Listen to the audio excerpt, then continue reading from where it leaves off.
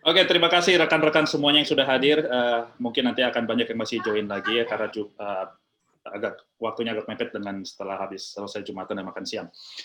Oke, jadi pada hari ini kan kita dijadwalkan untuk berdiskusi ya tentang apa itu KPI. Ya, semua orang sudah tahu apa itu KPI, hampir semuanya sudah tahu.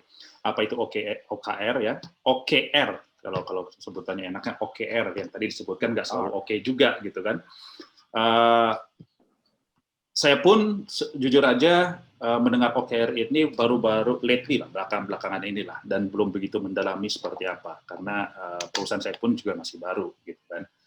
Nah, jadi apa saja sih perbedaannya, apa saja sih kelebihannya, apa aja sih kekurangannya, karena saya tahu bahwa semuanya itu tidak selalu baik dan semua itu tidak selalu tidak bagus juga, tidak baik juga, tergantung bagaimana kita memanfaatkannya nanti seperti apa. Nah, pada siang hari ini ada Pak Anton ya. Pak Anton ini selain CEO, CTO juga, co-founder juga di perusahaan-perusahaan, tapi beliau juga sebenarnya lama di pengajar, Pak ya. Lama di yalah, anggap aja pengajar dah. Pengajar. Saya cukup berwarna-warni saya. Berwarna-warni. Nah, jadi dengan pengalaman yang ada di beliau ini, kita bisa supaya ingin belajar lah ya, mendapatkan ilmu apa yang bisa dilakukan dengan KPI dan OKR ini. Nah, rencananya itu seharusnya kan hostnya ini adalah saya dan Kang Agus nih. Cuma tiba-tiba ini ada ahlinya muncul nih, Kang Rey nih. Tiba-tiba muncul nih ahlinya Kang Rey. Nah, kemarin tuh saya digosok-gosok juga nih sama Kang Agus nih. Ya Kang Agus ya. Jadi gimana kalau lebih enak ketika Kang Rey dengan Kang Anton ini saling berkolaborasi dari sisi narasumbernya dan juga dari sisi moderatornya, kan itu lebih enak. Nah, saya dengan Kang Agus ini masih butuh belajar lah. Jadi kita menyimak dan kita belajar lah. Kita jadi student yang baik hari ini. Seperti itu Kang Agus ya. Sama. Okay. Saya juga student. Saya sekarang student di SBM ITB. SBM ITB. Artinya student itu kan nggak mengenal waktu lah. Kita selalu jadi itu. Makanya kalau saya lihat sih dari Pak Anton, Kang Rey, dan yang lain semua di sini itu adalah teacher-teacher saya semua, guru-guru saya semua, kita belajar sama-sama. Oke, Kang Rey. Silakan Kang Rey.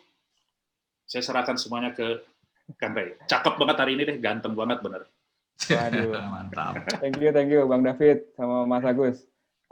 Oke, jadi saya pembuka dulu ya, karena kemarin sebenarnya awalnya obrolan ini saya sempat nulis ya waktu 12 tahun, terus saya nulis tentang apa yang kami alami dengan OKR, terus Kang Sis waktu itu bilang gimana kalau sharing. Waduh, kalau saya sharing kayaknya saya nggak paham fundamentalnya kayak gimana, makanya coba deh cari di grup Sitkom, ada nggak yang bisa kita ajak belajar bareng. Akhirnya ketemulah Pak Anton ini, dan bener ternyata, makanya mungkin maksud saya tadi bukan teoritis ya Pak Anton, lebih ke fundamentalnya tuh kayak gimana, jadi bener-bener ilmunya tuh keserap lebih optimal gitu.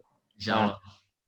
Jadi kalau saya sendiri akhirnya nanti mungkin sharing-sharing, tapi biar dapat nih fundamentalnya dulu tentang OKR, jadi sesi sharing pertama hari ini dari Pak Anton dulu ya. Kita acara ini sampai jam 3. Jadi buat teman-teman yang udah gabung, mau ada pertanyaan, tulis aja dulu, nanti ada sesinya di belakang buat tanya jawab. Nanti kalau kita sempat, kita tanyain satu-satu ya, Bang David ya. Kalau saya ngerti ya. Kalau saya ngerti, saya bisa jawab. Ya, insya Allah kita bisa saling, atau biasanya kalau bisa saling sharing juga. Jadi kalau ada yang bisa jawab juga bisa ikutan. Betul. Gitu. Saya lihat Pak Anton sudah siapin materinya juga yang luar biasa, saya lihat kemarin. Jadi kita di sesi pertama ini kita persilahkan dulu Pak Anton untuk sharing materinya deh ya. Silakan Pak Anton. Baik, udah bisa kelihatan ya apa yang saya sharing ya? Kelihatan Pak. Oke, baik. Baik, terima kasih teman-teman. Selamat siang, semangat selalu. Pertama kali saya mendoakan teman-teman semoga kondisinya selalu sehat, semua urusan teman-teman diberi kelancaran, dan Amin. Juga rezeki teman-teman diluaskan sehingga teman-teman menjadi berkelimpahan, terus juga banyak manfaatnya gitu. Otomatis Amin. Itu doa pertama dari saya untuk semua teman-teman di C-level IT community gitu ya. Yang keduanya saya mau minta maaf dulu nih. Saya sebetulnya dari awal tahu ini gitu ya, memang diundang sama Pak Sis. Saya kenal sama Pak Sis juga udah lama banget sama Pak Sis itu ya. Pak Sis tahu jatuh bangunnya saya seperti apa gitu ya. Makanya yang kemarin ditulis di sitkom itu ya sudahlah, cukuplah seperti itu. Yang lain-lainnya sebetulnya menarik kalau cerita tentang jatuhnya saya gitu ya, banyak sekali itu juga nanti bisa jadi salah satu topik tersendiri gitu ya. Kalau dibilang latar belakang saya sebagai pengajar dari awal, sebetulnya saya ini profesional aslinya. Saya lulusan pertama di Telkom University untuk jurusan informatika. Jurusan informatika itu yang pertama adalah angkatan saya gitu, dan saya bersyukur saya mendapatkan kesempatan waktu itu untuk didanai oleh oleh BPK dan Telkom waktu itu untuk belajar S2. Cuman dikit yang dikasih, dan dikasih pilihan pula waktu itu. Saya tuh pertama kali dulu kerja di Telkom begitu ya. Kerja di Telkom saya sejak tahun 98 saya sudah kerja di Telkom. Dan dari 1.000 orang angkatan yang waktu itu ikatan dinas, sekolah nggak bayar sama sekali lah ya, yang namanya kita orang dari kampung juga gitu ya, sekolah nggak bayar, dapat kesempatan cuma 18 orang waktu itu, disuruh milih antara di Boston sama di Surrey itu di pinggiran London, sama di Melbourne waktu itu. Ya namanya orang kampung nggak ngerti yang mana yang paling ini kan, yang mana biaya hidupnya paling rendah yang dipilih kan. Di antara semua itu Boston, Surrey, dan Melbourne, akhirnya saya pilih Melbourne karena di antara tiga itu yang biaya hidup paling rendah adalah Melbourne. Disitulah sebetulnya saya bermula. Sebetulnya saya di sana cukup aktif dulu di Melbourne. Saya merasa di situ saya banyak belajar dari teman-teman saya yang orang India dan orang Yunani sama orang Vietnam gitu ya. Saya ngelihat di situ. Saya ingat banget waktu dikasih masukan gitu ya. Apa sih bedanya orang Indonesia, orang India gitu ya waktu itu ya, sama orang Vietnam. Waktu itu saya sudah tahu Vietnam gitu ya, bagaimana tough-nya mereka terhadap bangsa-bangsa itu, kita bandingkan tough-nya gitu ya, seperti itu. Itu saya ngerasakan banget gitu ya. Orang Indonesia itu cuma satu kurangnya waktu itu ya, yaitu saya cuma dikasih masukan, you have to be bold, cuma gitu aja. Gitu. Saya nggak ngerti apa artinya bold waktu itu. Yang saya tahu font aja, fontnya ditebelin namanya bold itu. Kayak gitu. Kalau font ditebelin itu namanya bold kayak gitu. Ternyata maksudnya adalah kita itu kalau harus lebih clear kalau kita menyampaikan sesuatu itu clear aja gitu, seperti itu. Dan saya lihat India begitu. Mau salah, mau bener, pokoknya ngomong gitu ya. Kalau kita lihat di banyak kesempatan gitu ya. Saya terakhir kemarin saya mengikuti update untuk sertifikasi Skill Agile Framework yang versi 5, yang versi terakhir. Saya ikut di ikut di US baru-baru ini. Kalau lihat orang India ngomongnya sebenarnya simpel-simpel aja sih ya. Mungkin teman-teman juga udah lebih tahu dari saya lah, saya yakin gitu ya, teman-teman udah lebih tahu. Simpel-simpel aja gitu ya. Cuman kalau dibandingkan sama orang Indonesia itu rasanya kalau kita jadi mengecil ya kalau dia kalau dia ngomong gitu ya. Apa karena bahasa Inggris kita yang kurang pakai T begitu kan, mereka kalau bahasa Inggris kan T-nya nggak ada, T yang ada gitu, semuanya begitu kan, seperti itu kan modelnya mereka seperti itu ya. Apa seperti itu yang kita harus seperti itu ya, sehingga mereka jadi salah satu majority key talents gitu ya kalau kita bicara tentang teknologi information, harus seperti itu gitu ya. Tapi anyway ini membuat membuat satu motivasi ke saya gitu ya. Terima kasih sebelumnya Pak David sama Pak Setiagus tadi yang sudah membuka acara ini. Saya juga ucapkan terima kasih juga ke Pak Sis yang sudah memberikan kesempatan saya untuk ngobrol-ngobrol sama kawan-kawan sekalian. Kang Rey juga dari Kids, saya appreciate Kids Ini yang sedang saya sampaikan sekarang ini sebetulnya adalah perusahaan yang isinya belum 1 tahun. Tapi sudah punya revenue dan alhamdulillah kami juga sudah punya sudah cukup positif lah begitu ya. Bukan cukup positif. Lahnya itu bukan berarti ini ya, ada lahnya bukan berarti terpaksa ya, enggak. Kami sudah positif. Yang AI Labs ini gitu ya. Kami sekarang saya buat mural ini, saya buatnya mohon maaf nggak di PPT, saya buatnya di mural. Di mural ini sebetulnya adalah salah satu coaching pendampingan yang saya lakukan untuk bagaimana mencapai XXX miliar gitu sebetulnya. Di salah satu XXX seperti itu. Ini beneran, dan ini belum juga 8 jam ini, slide ini saya belum juga 8 jam, dan juga belum 48 jam ke senior leadernya. saya share juga, belum juga 48 jam. Jadi memang ketika 2 hari yang lalu Kang Rey sharing ke saya, ya memang ini sedang saya buat, memang sedang saya lakukan gitu. Ini semua adalah sebenarnya ekstraksi dari pengalaman, lebih seperti itu. Cuman saya nggak mau pengalaman itu hanya pakai trial and error, tapi pengalaman itu bagaimana kita mendapatkan dari suatu mental model yang bagus, gitu ya. Mental model itu kok teman-teman tahu lebih baik dari buku, Mental model contohnya 80-20, itu mental model namanya ya, yang apa namanya prinsip yang disebut sebagai apa itu namanya Pareto Principles, itu namanya mental model gitu ya, seperti itu. Pun demikian apa yang saya lakukan di sini, saya juga punya sama mental model juga. Ini salah satu contoh mental model pertama ketika kita mau ngomong OKR, yaitu apa? OKR kalau dilihat dari skala perhitungan atau metrik 1 sampai 10, itu kita dapat OKR itu normalnya 6 sampai 7 teman-teman sekalian. Kalau kita punya OKR nilainya 10, bukan OKR. Mohon maaf, bukan OKR kalau kita kayak gitu. Apa sebabnya? Nanti sebentar lagi saya ceritakan. Tapi mental modelnya seperti itu ya. Mental modelnya ketika kita punya OKR dengan ketika kita punya KPI itu sangat jauh berbeda. Gitu. OKR nilai normalnya adalah 6 sampai 7. Gitu. Kalau KPI gimana? Kalau KPI mungkin antara 9 sampai 11 di skala 10 gitu ya. Kenapa kok ada 11-nya? Kenapa kalau KPI? Karena tadi itu kan, karena dia adalah performance management tools. Itu KPI. Tapi OKR bukan performance management tools. Beda jauh. Gitu ya. Itu saya sudah nyampaikan kan waktu kita di ini ya, apa namanya? Waktu kita di grup WhatsApp kita ya. Saya sudah nyampaikan bahwa OKR itu bukan suatu performance management tool, bukan sama sekali. Beda jauh. Jangan dibuat OKR rasa KPI. Gitu ya, jangan dibuat OKR rasa KPI karena ini beda, walaupun tabelnya sama-sama dibuat pakai Microsoft Excel atau Google Sheets begitu, ini bukan apa namanya, bukan sesuatu yang sama gitu, ini sesuatu yang berbeda sebetulnya kayak gitu. Ini saya mau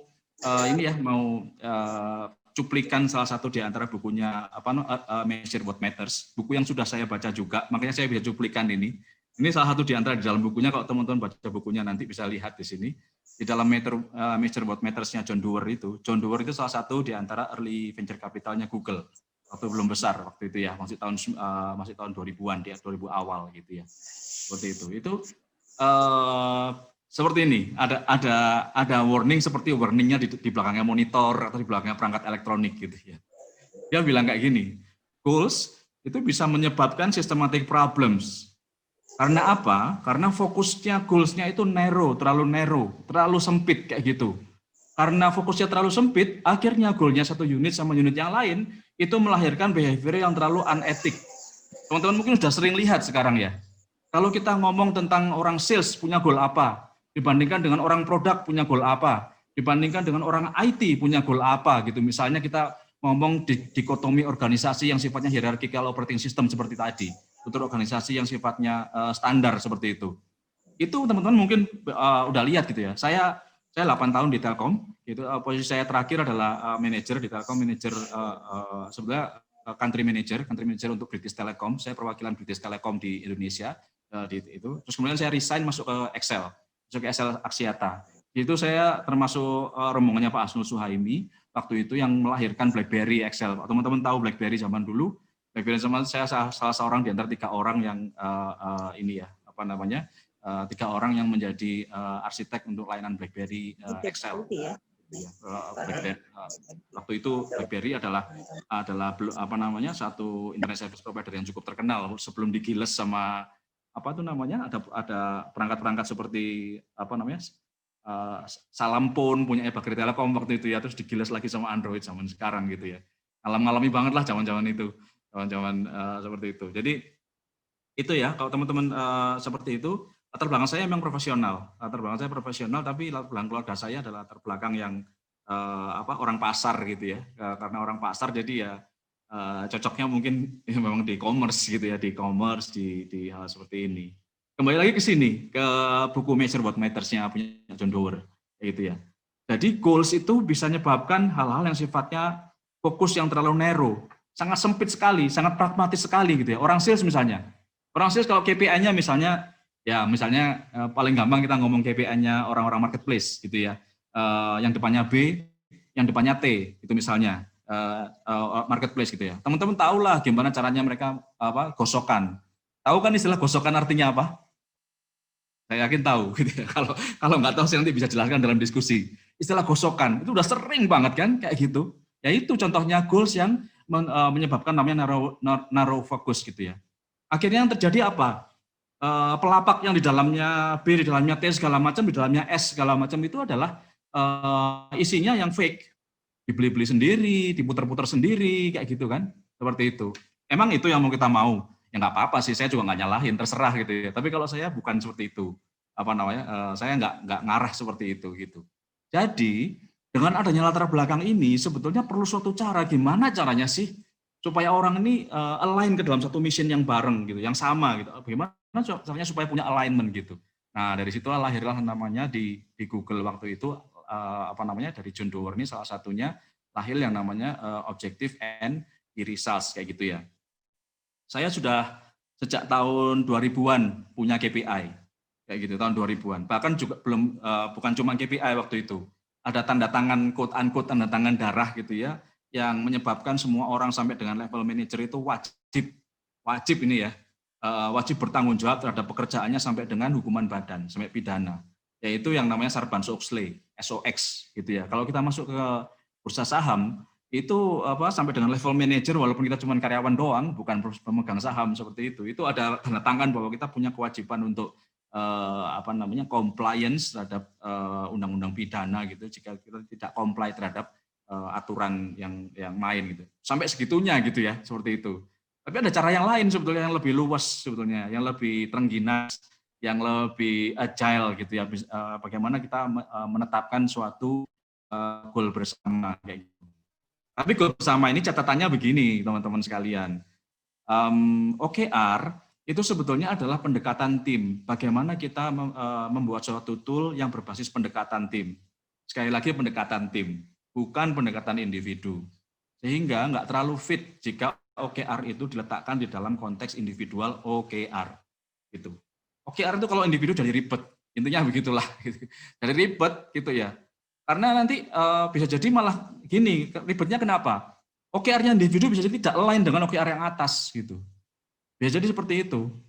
Karena ini kan it's about semangat, spirit gitu OKR itu. Bukan tentang performance gitu. OKR itu bedanya dengan KPI itu. Tapi terus gimana dong? Kita harus ganti KPI dengan OKR. Nah, nanti saya jelasin. Kapan kita taruh KPI, kapan kita taruh OKR kayak gitu. Enggak, KPI bukan berarti salah gitu ya. Kita nggak harus ngubah KPI jadi OKR, enggak juga. Kayak gitu. Untuk organisasi-organisasi yang membesar, teman-teman perlu dua-duanya tetap gitu ya. Karena teman-teman gaji orang kan. Teman-teman gaji orang. Kalau gaji orang ya tetap perlu dua lah. Gitu. Teman-teman tetap perlu KPI di level operational level, tapi yang sifatnya developmental, sifatnya value stream yang sifatnya development, teman-teman perlu OKR. Gitu. Seperti itu. Nah, kira-kira bahasa mudahnya kalau kita ngomong OKR seperti ini. OKR itu cuma dua kan ya, semua juga udah tahu gitu ya. Satunya objektif, satunya key results. Seperti itu. Kalau objektif, ngomongnya kita adalah kualitatif. Dia nggak ada ukurannya sama sekali. Kualitatif. Kalau objektif. Kalau key results, kita ngomongnya adalah sebaliknya, kuantitatif. Kayak gitu. Tapi jangan banyak-banyak juga. Paling 2-5 aja. 2-5 ukuran-ukuran yang sifatnya kuantitatif yang bisa kita letakkan di dalam OKR-nya perusahaan kita atau organisasi kita atau lembaga kita atau unit kita. Seperti itu ya. Saya mau diperhatikan, saya nggak ngomong di individual kita gitu ya. Saya nggak ngomong gitu. Saya ngomongnya dari perusahaan, di organisasi, di lembaga, di unit kita. Memang karena base-nya OKR ini adalah base-nya tim. OKR ini team based tools, bukan individual based tools gitu ya. Berbahaya sekali kalau OKR dipandang sebagai bagaimana cara untuk compensation and benefit gitu ya. Jangan sampai gitu ya. Nanti itu melahirkan demotivation. Saya udah ngalami soalnya. Udah ngalami gitu ya. Saya ngomong gini bukan karena saya membaca buku, tapi karena saya ngalamin. Saya ngalamin seperti itu. Dibuat guyon lagi. OKR dibuat guyon, dibuat permainan lagi. Aduh, wes tambah nggak karu-karuan gitu. Nah, ini saya ambilkan satu cuplikan lagi kawan-kawan sekalian dari OKR-nya punya Google, kayak gitu. Ini teman-teman lihat di sini ya, sweet spot-nya OKR itu adalah antara angka 60% sampai 70%. Berarti di skala 100 dia antara 60 sampai 70. Atau kalau skala 10 berarti antara 6 sampai 7. Itu sweet spotnya OKR. Kenapa ya kok gitu ya kira-kira? Nah itu. OKR itu karena sesuatu yang sifatnya harus a little bit ambitious. Itu. Harus seperti itu. Kalau Google ngomongnya ambitious and somewhat uncomfortable. Rasanya agak dikit-dikit nggak enak gitu kayaknya gitu. Nah itu namanya OKR. Kalau seperti itu. Itu apa namanya? Kalau OKR seperti itu. Ada istilahnya khusus gitu ya. Ada istilahnya khusus apa namanya? Tentang OKR ini ya. Jadi istilahnya itu sebentar nanti saya jelasin di bawah. Ada istilah khususnya gitu ya. Yang di Google disebut sebagai yang namanya ambitious dan somewhat uncomfortable. Somewhat ya. Jadi bukan berarti uncomfortable nggak bisa achieve juga gitu, bukan juga kayak gitu. Nah, terus apa yang terjadi? Saya mau ngomong dulu tentang pencapaian, karena saya udah ngomong tentang 60-70% adalah nilai sweet spotnya OKR gitu ya. Terus gimana dong kalau OKR kita pencapaiannya di bawah 60%? Atau sebaliknya? Terus gimana dong kalau pencapaian kita OKR-nya 100%? Kayak gitu. Nah, itu gimana? Ini kita coba lihat ya. Coba lihat seperti apa gitu ya. Nah, ini bedanya kalau kita mau tabelkan gitu ya, kira-kira OKR sama KPI. Apa namanya? OKR kalau kita pasang goal-nya adalah ambisius. Tapi ambisiusnya juga bukan apa namanya? Bukan ambisius sekali, bukan. Kalau teman-teman nanti punya terlalu ambisius goal-nya, maka OKR itu akan terjadi apa namanya? Akan achievement-nya akan down to di bawah 60%. Kayak gitu. Bisa 50, 40, bahkan 10 gitu ya.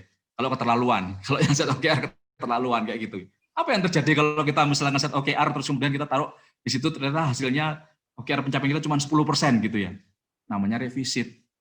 Jadikanlah itu sebagai tools untuk mereview. Apa sih yang betul kita capai, kita beneran nggak sih? Serius nggak sih dengan ini? Bikin OKR itu? Kayak gitu. Nah gitu. Harus kita review, harus kita revisit gitu. Terus apa yang terjadi kalau OKR kita tercapainya 80%, 90%, 100% gitu misalkan seperti itu gitu ya. Kalau apa yang terjadi seperti itu atau bahkan 110% misalkan seperti itu. Nah, berarti itu kita bukan OKR. Berarti kita tidak apa namanya? Kita belum stretching our our goals ya gitu ya. Ini sekarang saya sedang membuat OKR mendampingi untuk organisasi saya juga kayak gitu ya. Yang tadi XSSM tadi itu. Kayak gitu. Memang benar seperti itu gitu ya. Sekarang ada di XSSM juga, tapi menuju ke situ, sedang menuju ke arah situ, seperti itu. Cukup terkenal di Indonesia, nationwide. Nanti kalau mau tahu case study-nya bisa ngubungin saya, kayak gitu. Seakan-akan ini kalau lihat ininya ya, kalau lihat case study saya, seakan-akan ini adalah kayak perusahaan guyonan gitu, kayak perusahaan cuma main-main doang gitu, isinya orangnya ketawa-ketawa gitu ya. Cuman kalau didukung stakeholder yang kuat, perusahaan ini jadi organisasi ini, lembaga ini, unit ini jadi unit yang kuat gitu, seperti itu. Ya, seperti itu. Itu yang pertama. OKR itu yang satunya ambitious, satunya attainable. Kalau KPI justru sebaliknya, nggak boleh KPI itu 60% pencapaiannya. Kalau boleh range-nya normalnya KPI, sweet spot-nya itu antara 90 sampai 110. Di atas 110 KPI, ya juga ini ya, terlalu mudah berarti buat seseorang itu, buat individu itu, kalau KPI. Di bawah 90, nah berarti kita harus review tuh, orang ini kira-kira tepat nggak, fit nggak gitu ya. Kalau teman-teman lihat KPI, mungkin salah satu referensi yang paling dekat adalah balance scorecard gitu ya. Saya pernah bikin KPI seperti ini tahun 2004, terus kemudian saya 2006, 2007 juga bikin kayak gini waktu saya di SL Axiata.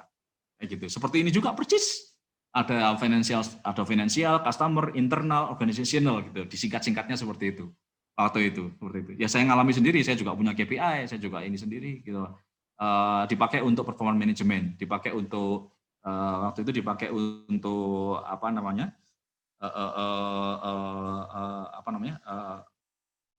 stock option ESOP, employee stock option plan waktu itu. Nah ini kalau kita ngomong tentang OKR sama KPI gitu, seperti itu. Nah kalau kita bicara OKR dan KPI itu nature-nya beda ya. Yang ketiga, ya OKR itu dia kualitatif kecenderungannya. Sebetulnya dia ini dipakai untuk suatu permanent team sebetulnya aslinya, bukan dipakai untuk ad hoc team. Kalau OKR, kalau KPI, dia nature-nya adalah kuantitatif gitu ya. Mau teman-teman pakai untuk KPI yang sifatnya project, boleh. artinya ad hoc team. Kalau teman-teman mau pakai untuk sifatnya yang permanent team juga boleh, bisa juga. Seperti misalnya struktur organisasi, tim-tim yang ada dalam suatu SOTK atau structured organization structure. Itu teman-teman bisa pakai seperti itu.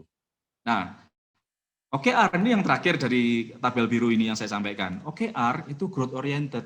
Makanya lah sweet spot-nya adalah di angka 60-70%. Kalau teman-teman punya OKR yang lebih kecil dari itu berarti teman-teman harus revisi OKR-nya. Kalau teman-teman terlalu punya OKR yang pencapaiannya lebih dari itu, lebih dari 60-70%, maka teman-teman harus harus refleksi. Ini bukan OKR kayaknya ini, karena kita nggak tumbuh, nggak berorientasi kepada growth. Itu gitu kira-kira. Kalau KPI kebalikan, dia adalah output oriented, kayak gitu. Jadi kalau kita mau samakan horizonnya gitu. OKR itu dia lebih ke arah setelah output, yaitu outcome, atau bahkan impact di belakangnya. Gitu. Kalau KPI di outputnya, KPI di output, setelahnya itulah baru kerjaannya OKR. Nah, gitu, yang namanya OKR setelahnya. Gitu. Oke, saya mau lanjut ya. Dikit lagi nih, gimana caranya supaya OKR itu punya nyawa di organisasi kita? Ini saya dapat dari satu Philip Castro. Philip Castro dia ngarang buku, di sini saya punya referensi juga ada di bawah ini. Dia ngarang buku ini The Beginner Guide to OKR, karangannya Philip Castro. Dia juga salah satunya ngambil contohnya ada di Google juga. Dia juga kalau nggak salah dari Google. Saya lupa di sini di Beginner Guide to OKR. Ini bukunya bagus, yang punya Philip Castro ini mudah dipahami dan kita juga bisa ngerti trap-trapnya gitu ya. Teman-teman juga bisa lihat di Philip Castro nanti cari nama Philip Castro ini, di situ juga ada banyak sekali penjelasan-penjelasan dari Philip Castro yang bisa teman-teman pakai untuk bagaimana mengimplementasikan OKR dengan fit gitu ya. Nggak mesti benar tapi fit gitu ya, fit ya. Dan kenapa saya sebutnya bukan benar, kenapa fit gitu ya? Karena mungkin benar itu relatif. Benar sekarang belum tentu benar kemudian gitu. Nah, seperti itu. Oke, saya mau bergerak sekarang ke ini, bagaimana kita membuat OKR itu bisa jadi nyawa organisasi kita, atau lembaga kita, atau unit kita gitu ya. Philip Castro punya ini yang bagus. Ini saya ngikuti cara nerapin OKR. Ada yang namanya yang model pertama namanya responsive rhythm, ada yang namanya model kedua namanya engage autonomy, ada yang namanya model ketiga namanya align ambition. Ada 3 model gitu ya. Seperti itu. Teman-teman pastinya kalau programmer, coder, developer, software engineer pasti tahu yang namanya model gitu ya. Namanya model. Jadi model ya ini adalah membantu kita untuk bagaimana kita menerapkan dengan lebih cepat gitu ya. Model biasanya kalau kita nerapin OKR yang pertama, modelnya adalah model responsive rhythm. Jadi OKR-nya beda-beda. Nah, bahasa mudahnya itulah OKR-nya beda-beda antara berbagai macam level organisasi seperti itu. Terus kata-katanya sederhana, kata-kata kualitatifnya ya, bukan kata-kata yang aneh-aneh gitu ya. Teman-teman mungkin bisa lihat model mission-nya Google gitu ya. Mission di dalam mission-nya Google kelihatan tuh salah satu OKR Google tercermin di dalam mission-nya Google di situ. Jadi sederhana gitu ya. Saya cuma membuat informasi itu bisa diakses oleh semua orang. Cuma kayak gitu doang kan kalau nggak salah misinya Google gitu ya.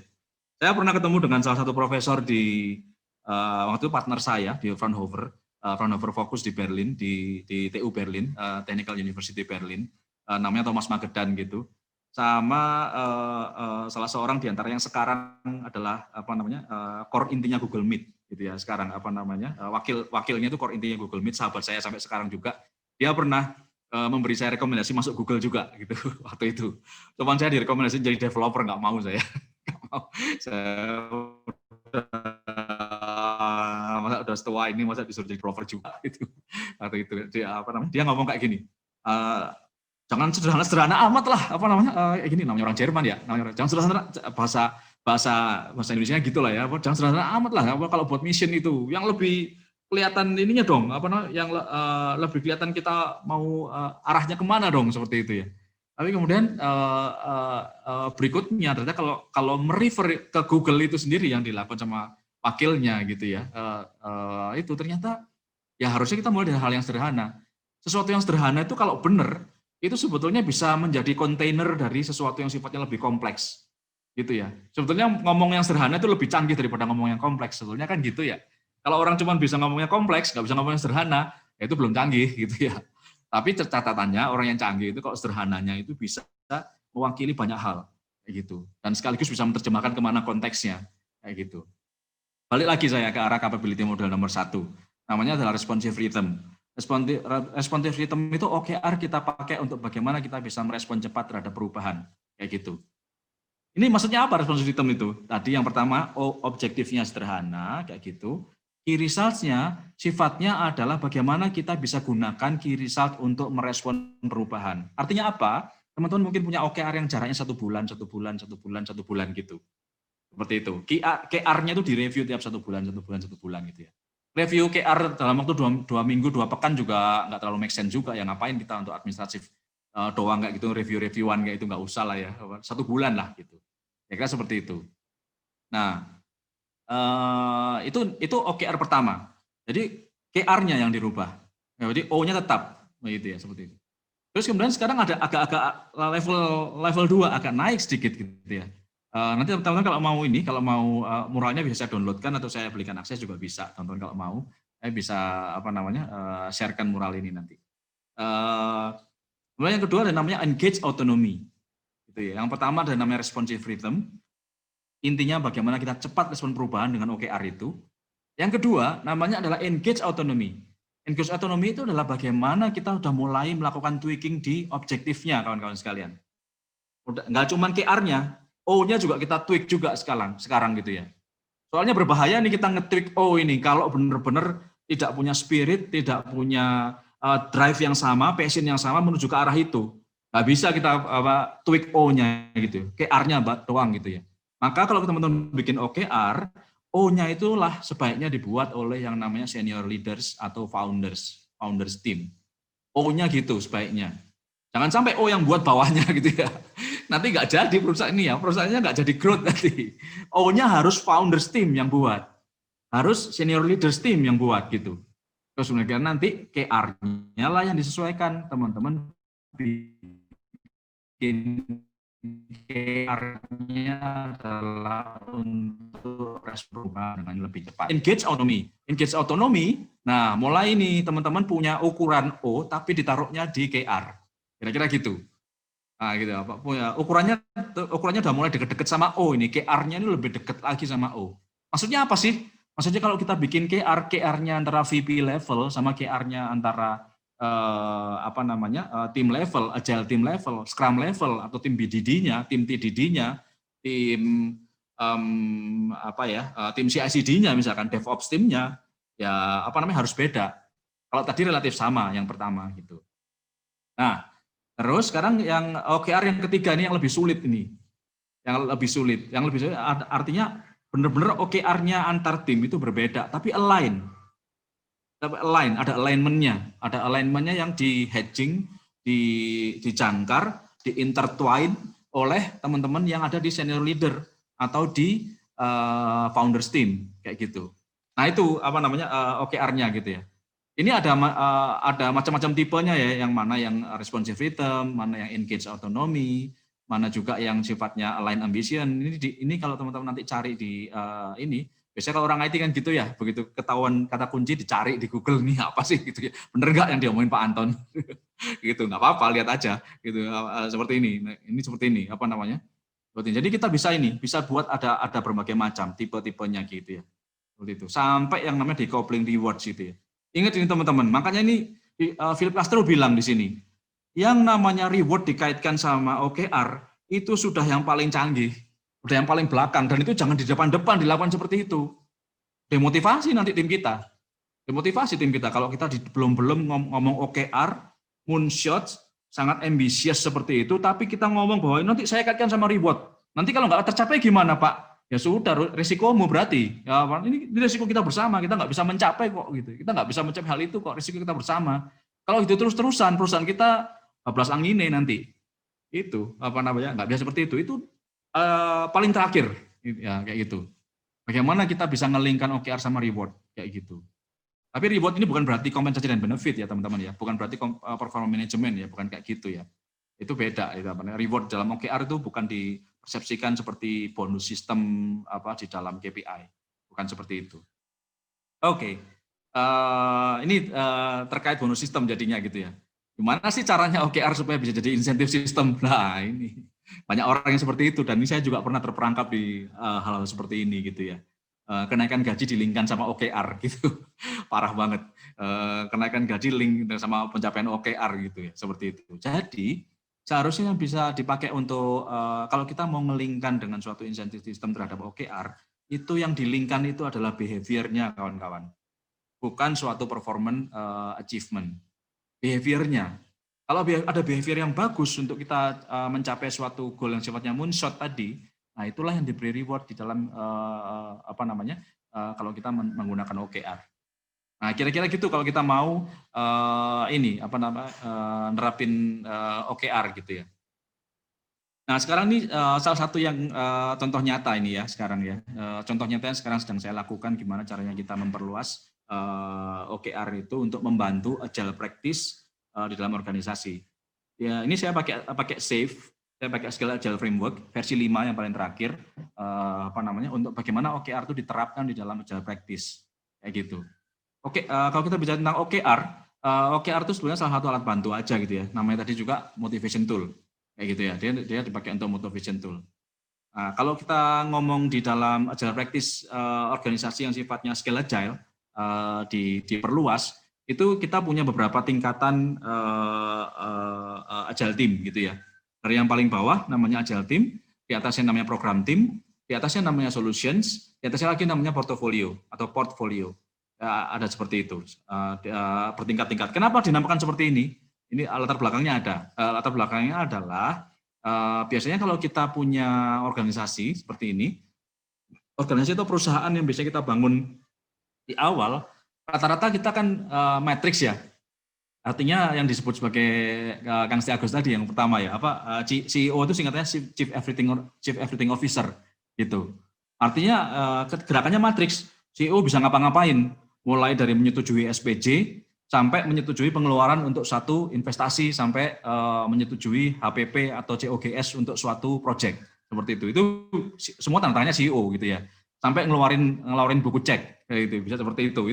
Itu semuanya bisa CEO awalnya yang begitu, karena kita ingin punya kepastian bahwa perusahaan kita ini benar-benar melayani customer atau customer centricity, bahasa kerennya dibilang seperti itu, dan kita ingin memastikan semua orang ya, semua prosesnya termasuk kita sendiri memberikan contoh, dan yang lain yang pembantu-pembantu kita, asisten-asisten kita juga mengikuti apa yang mau kita arahkan.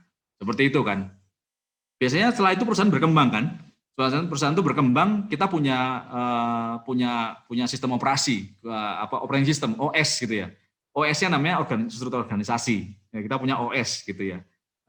Yang namanya OS yang bentuknya hierarchical operating system, seperti itu. Kenapa kita perlu hierarki? Karena kita perlu stabilitas sama kita perlu bantuan untuk execution kan. Nggak mungkin semuanya dilakukan oleh satu orang gitu. Makanya kita perlu tim. Seperti itu. Lanjutnya, ketika kondisinya seperti sekarang, di mana informasi itu semakin lama semakin democratize gitu ya. Open source software banyak. Informasi itu bukan perkara kita nyari informasi, tapi perkaranya adalah perkara filter informasi seperti itu. Jadi lama-lama pengaruhnya ke bisnis. Gitu kan, bisnis jadi sekarang kalau teman-teman mungkin sebutnya namanya terjadi ini ya, teman-teman mungkin sebutnya disrupsi gitu ya. Saya nyebutnya namanya infinite game, infinite game. Infinite game itu adalah kondisi di mana kita nggak tahu sebetulnya game ini rules-nya apa, bisa ganti soalnya. Rules-nya bisa ganti terus gitu ya. Rules-nya bisa ganti terus karena ada banyak pemain baru yang menulis ulang, merewrite bagaimana game itu berjalan. Udah rules-nya ganti-ganti, pemainnya ganti-ganti pula gitu ya. Jadi semacam kayak sepak bola tapi pemainnya ganti-ganti terus, aturannya ganti-ganti terus gitu ya. Gawangnya ganti-ganti terus. Lokasi gawangnya nggak mesti di ujung ke ujung, bisa di samping tergantung bagaimana ininya. tergantung bagaimana pemain satu dan pemain lain nge-shaping games-nya itu. Nah, karena kejadian seperti ini, kalau kita tetap mempertahankan yang namanya hierarchical operating system ini jadi kaku kan, jadi kaku. Apa namanya? Itu kejadian, saya juga ngalamin gitu ya. Sekarang di satu perusahaan ini ya, apa namanya? Di satu perusahaan BUMN, saya juga sedang membantu. Saya juga jadi project manager di apa namanya? Di salah satu project ini, projectnya untuk apa namanya? Yang ada pangkatnya di samping gitulah kira-kira. Projectnya itu untuk apa namanya? Kalau bisa saya bilang ngedemolish suatu institusi pendidikan, di-rewrite lagi jadi suatu institusi yang apa namanya? Pasarnya udah jelas banget gitu. Yang berpangkat tadi itu kira-kira seperti itu. Itu apa namanya? Seperti itu. Kan kita nggak bisa tergantung jadinya. Kalau kita apa namanya?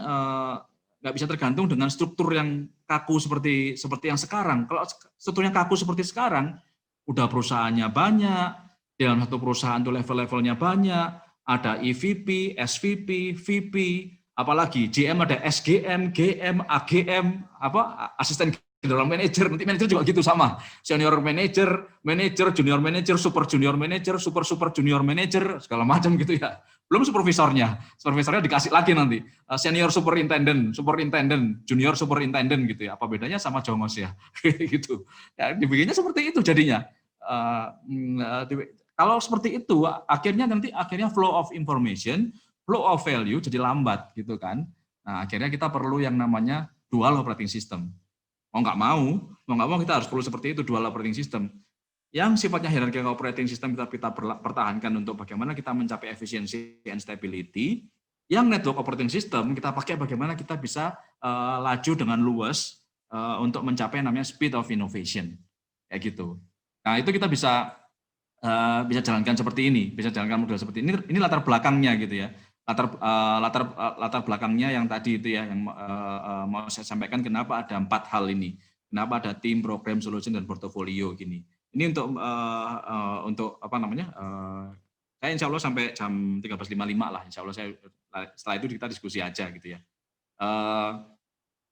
Ini dengan cara kita punya seperti ini, punya model dual operating system seperti ini, OKR itu jadi lebih tepat ditaruhnya kawan-kawan sekalian. Paling tidak OKR itu diletakkan di level portfolionya. Itu portfolio harus punya OKR kan, portfolionya. Portfolio ini adalah, saya bilang tadi, adalah suatu kontainer, satu tempat di mana kita meletakkan kumpulan dari solusi atau kumpulan program kayak gitu ya. Kenapa sih kok perlu dibuat portfolio, dibuat solusi, dibuat program? Kalau nggak gitu kita susah monitornya untuk arahnya kita gitu kan. Kalau nggak kita summarize sama dengan kita ya, sama dengan kita sendiri, kalau kita melakukan pengorganisasian data di dalam data store kita, baik itu sifatnya mau pakai database, kita mau pakai structure atau unstructured, mau pakai Google BigQuery, atau kita mau pakai Azure, kita mau pakai AWS, kayak gitu kan sama juga, karena semuanya pasti akan diorganize jadi feature, menu gitu ya.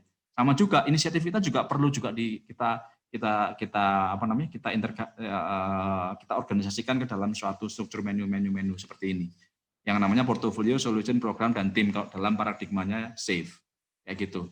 Nah, apa namanya, OKR itu bisa diletakkan di dalam level portfolio maupun solution ataupun paling jauh program, paling jauh gitu ya, seperti itu. Sehingga kita di situ bisa lihat apa namanya, gunanya OKR itu adalah untuk stretching mission kita di dalam apa namanya, di dalam kerangka kita bagaimana memperluas agile practice ini, kayak gitu. Nah gitu kira-kira saya kembalikan mungkin sementara ke Kang Rey ya sebagai CEO-nya Kids. Mohon maaf kalau ada yang kurang tepat, bahasa-bahasa saya yang kurang pas, saya minta maaf, dan semoga ada manfaatnya dengan diskusi kita ini. Saya berharap ini bisa membantu teman-teman sekalian ke depan untuk bisa memperluas, untuk bisa meningkatkan kembali pencapaian teman-teman sekalian, profit teman-teman sekalian, dan saya kembali mendoakan teman-teman selalu dalam kondisi yang berkelimpahan serta selalu dimudahkan segala urusannya dan selalu sehat. Terima kasih. Selamat siang, silakan saya kembalikan ke Kang Rey. Wah, terima kasih nih Pak Anton. Ya. Ini menjawab semua yang saya bingungin kemarin karena saya praktek duluan baru baca bukunya gitu. Iya.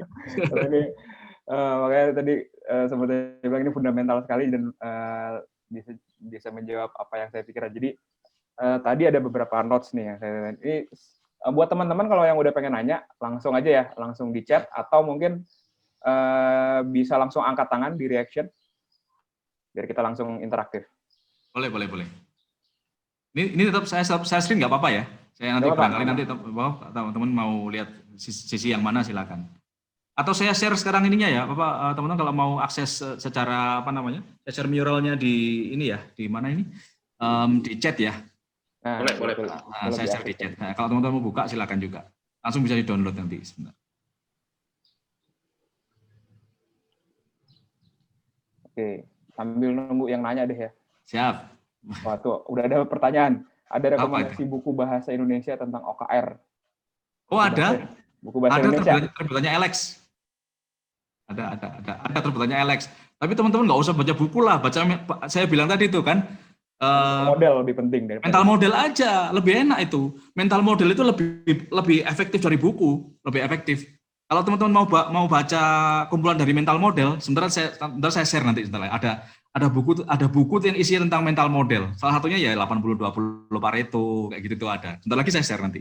Itu juga bagus gitu ya. Bagaimana sehingga kita bisa lebih efektif kalau kita mau ngambil keputusan gitu kira-kira.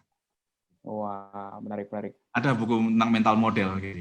Jadi mental model itu lebih penting daripada buku gitu ya. Iya, kalau buku kan belum tentu ini. Mental model udah sarinya buku gitu. Gitu. Tapi tadi saya ada pertanyaan nih, Pak Anton. Saya sempat ikut ya online learning juga, OKR, online conference juga. Nah, di situ dibilang, jadi siapa yang bilang? Sebenarnya achieve, tadi bilangnya ideally itu 6-7 skornya, bukan 9-10. Kalau 9-10 itu bukan OKR. Tapi ada kultur-kultur yang memang lebih nyaman. Jadi tadi nyambung ke Muncat ya, saya nyambung ke Muncat. Jadi ketika kita mulai sebuah program OKR ini, waktu itu si pembicaranya bilang bahwa kita juga mesti ngeliat kulturnya, kultur di tempat itu kayak gimana. Apakah mereka memang kultur yang ambisius, atau mereka kultur yang, maksudnya kultur yang nyaman dengan tidak achieve atau apa gitu ya. Jadi waktu itu dia nyontohin, OKR ini nggak berhasil di perusahaan Jerman. Kenapa? Karena perusahaan Jerman itu ya kalau di set segitu ya harus nyampe segitu. Jadi dan ketika mereka ngeset ini ketinggian atau ya kayak modelnya OKR ini mereka cuma nyampe 7 skornya, itu mereka jadi nggak puas sendiri dan akhirnya ketika mereka nggak puas dengan satu framework ya, akhirnya OKR itu jadi nggak dipakai lagi gitu. Nah kalau dari Pak Anton gimana nih? Pernah nemuin nggak kasus-kasus kayak gitu? Ya, itu mungkin kaitannya. Makasih Mas Rey. Pertanyaannya sangat-sangat ini Pak, sangat-sangat relevan banget kalau saya ini ya. Saya rasakan barusan yang disampaikan sama Mas Kang Rey gitu ya. Sebetulnya kita bisa kembalikan itu ke dalam kalau di presentasi ini ke dalam bagaimana kasih nyawa ke OKR gitu kan. Kasih nyawanya OKR itu kira-kira gimana. Nah, memang ketika kita ngomong tentang OKR itu kembali, dia itu fungsinya adalah motivation tool. Sehingga saya setuju kalau dibilang bahwa kita harus lihat kepada culture atau yang ada di dalam organisasi itu gitu ya. Dia suka slow-slow aja organisasinya begitu, atau organisasi yang sifatnya memang punya ambisi. Tapi nggak mudah loh kita punya organisasi yang ambisinya sama. Karena itu saya menyarankan nanti teman-teman kalau mau baca bukunya ya, kalau nggak percaya dengan mental model, baca bukunya dulu gitu ya. Itu baca bukunya Philip Castro ini, bagus. Karena dia menyarankan ada beberapa gradual implementation terhadap OKR. Ya ini namanya responsive rhythm, kemudian engage autonomy, kemudian align ambition gitu ya. Gimana cara responsive rhythm itu? Ini ada urutannya kok, ada urutannya sama dia. Nih, yang namanya pertama adalah agile goals dulu. Kita nerapin namanya responsive rhythm itu mulai dari agile goals dulu. Kita punya goal ditaruh di KR di dalam key results, tapi tidak hanya goal, kita juga punya yang namanya cadence, irama. Jadi goalnya itu diperiksa secara rutin, gitu. Itu namanya. Rutinnya berapa lama? Bisa 1 bulan, bisa 3 bulan, gitu ya, bisa 1,5 bulan. Tapi yang penting enak untuk dicapai irama bersama. Namanya cadence, gitu ya. Jadi overall goal cadence. Ini perlu dalam OKR itu, namanya Makanya kenapa kok namanya ada goal cadence? Kenapa namanya ada goal cadence? Karena tadi itu OKR ini adalah alatnya tim, bukan alatnya individu. Jadi makanya yang pertama nih paling penerapan dalam responsive rhythm itu yang pertama kita nerapin namanya goal cadence. Goal cadence itu artinya goalnya itu dikasih irama sehingga bisa dicek bersama pada saat ini yang tertentu, pada saat periode waktu tertentu gitu. Itu namanya cadence. Misalnya tiap 2 pekan sekali, 1 bulan sekali, 1,5 bulan sekali, atau 3 bulan sekali. Itu agile goals. Baru yang kedua namanya simple and fast goal setting. Kalau bisa kita udah punya cadence, baru kita naik sedikit namanya simplicity. Pokoknya goalnya itu cari 3 sampai 5 goal aja, nggak usah repot-repot, nggak usah ribet-ribet, tapi yang benar-benar menjangkau objektifnya. Gitu. Contoh nih, jangan saya kasih contoh nih, kalau kasih contoh saya jadi ngebuka ya. Ini nggak usah lah.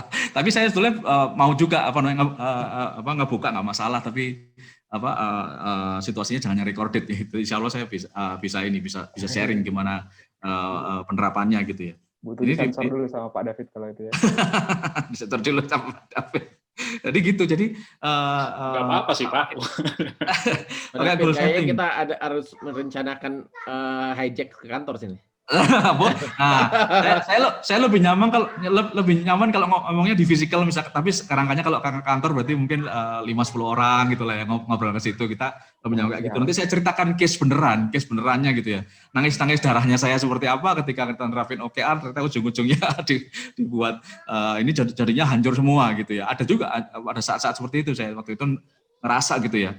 Bukannya malah ini akhirnya sampai sharing database customer pun jadi terhambat.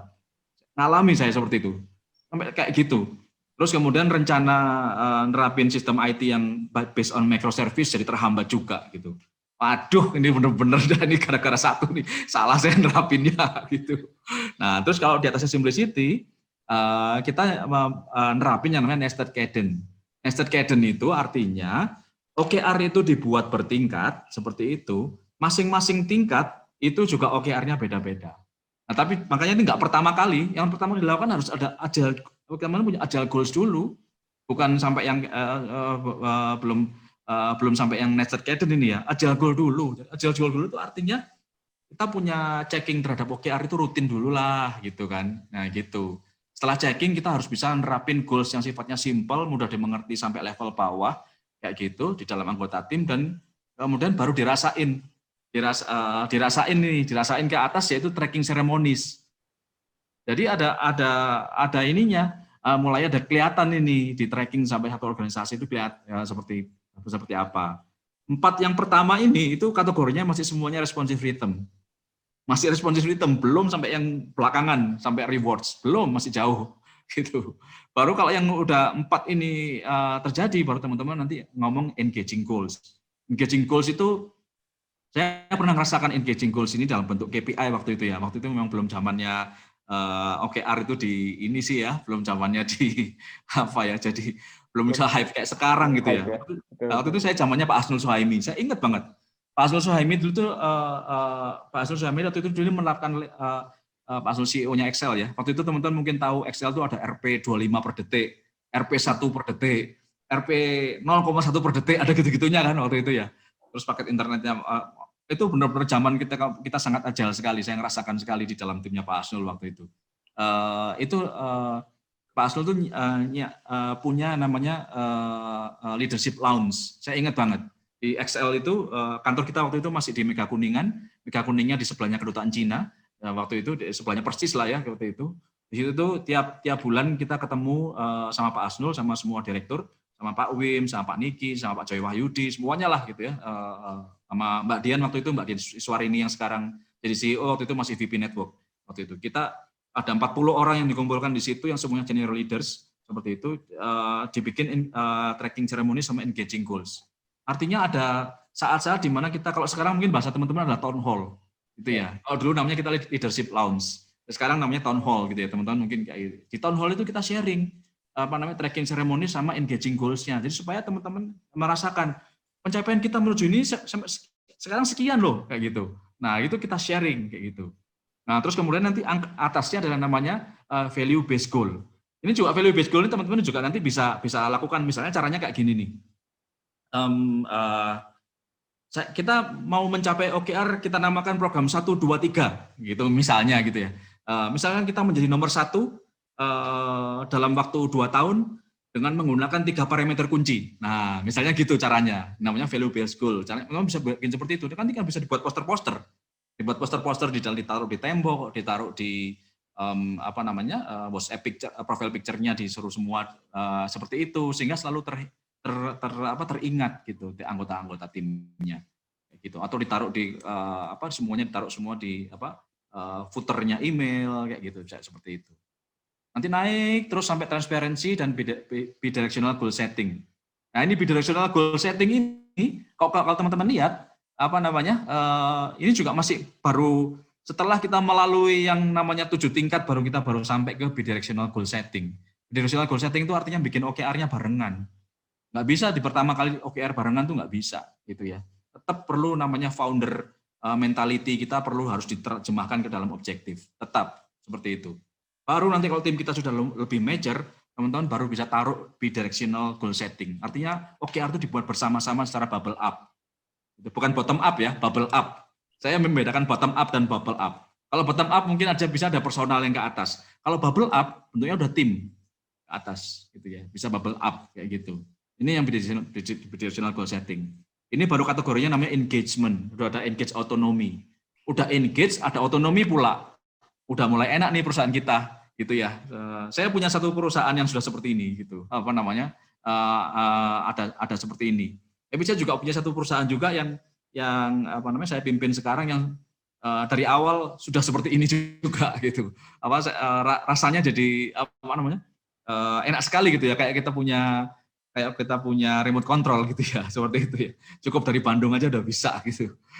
Seperti itu. Tapi saya juga punya situasi sekarang yang acak-acakan, menuju OKR yang kita masih menuju kepada tracking ceremony sekarang ini.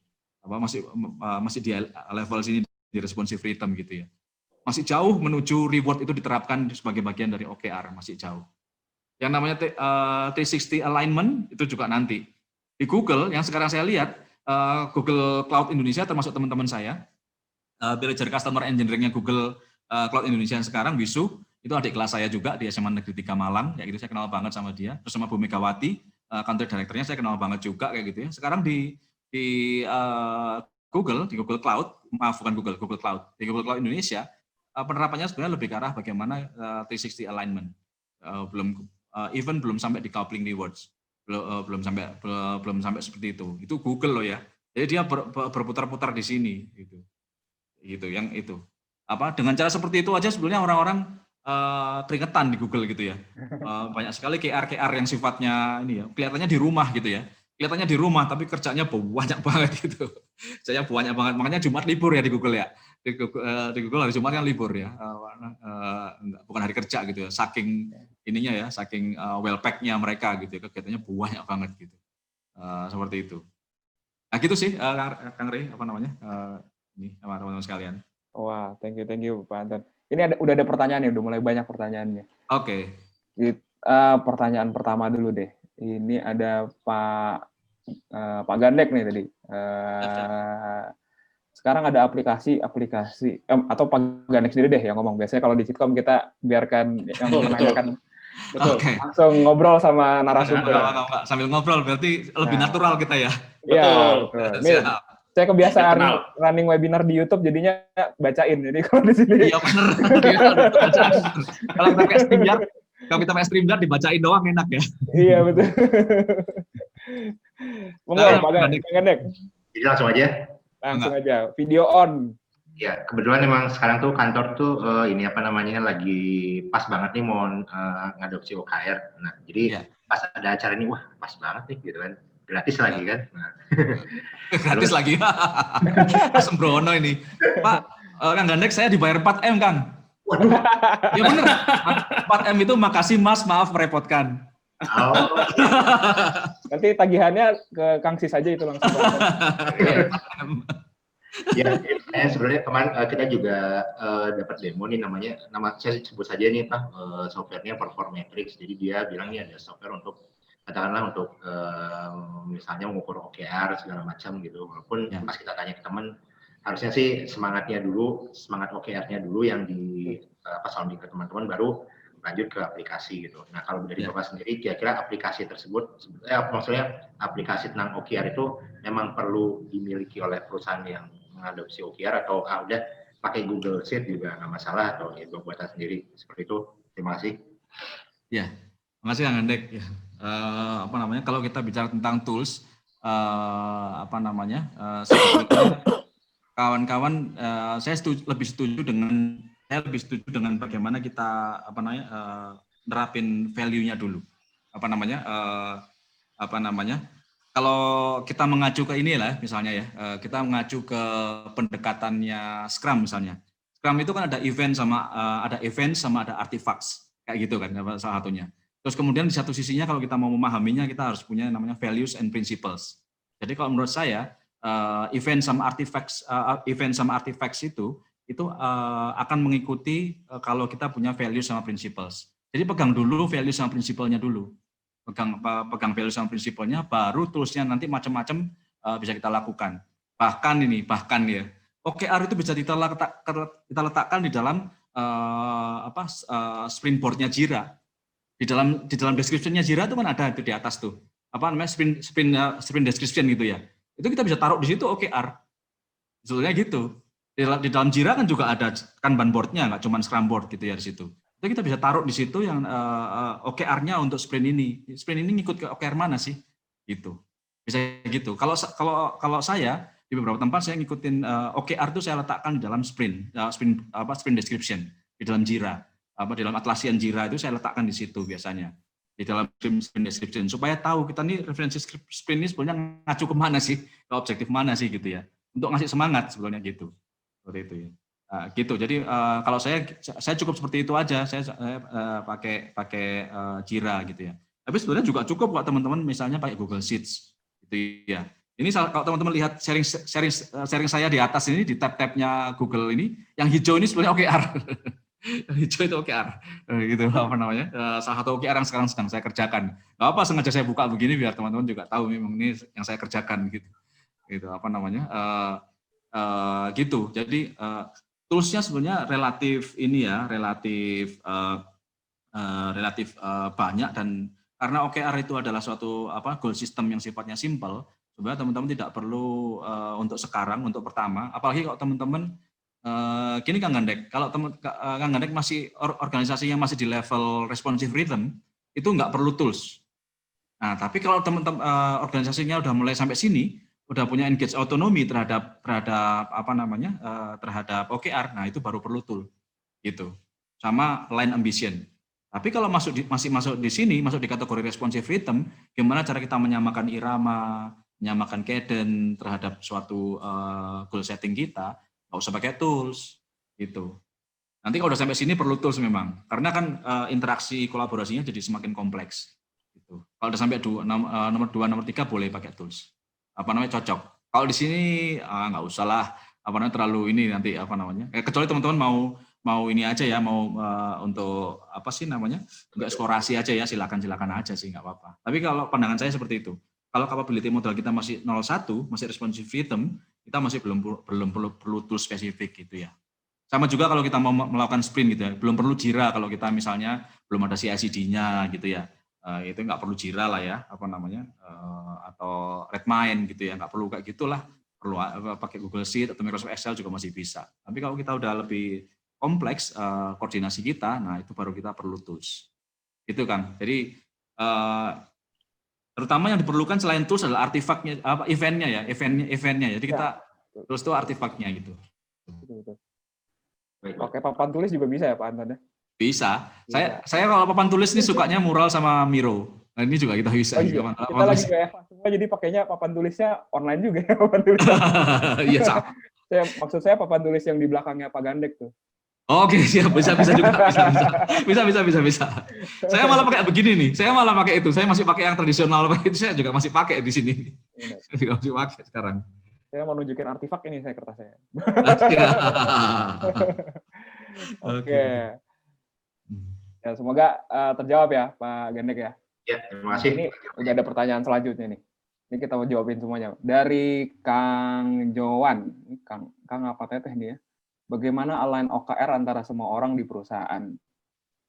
Saya lupa. Again, langsung ngobrol aja Kang Jowan. Selamat siang semuanya. Terima kasih Selamat siang, Johan. sharingnya. Pak, saya mau tanya ya. Kebetulan kita udah sebelumnya pernah mencoba untuk menerapkan OKR ya. Ya. Itu di seluruh perusahaan kita coba terapkan. Cuman kita nggak jalan sampai selesai OKR-nya. Jadi itu jadi terantarkan juga terakhir.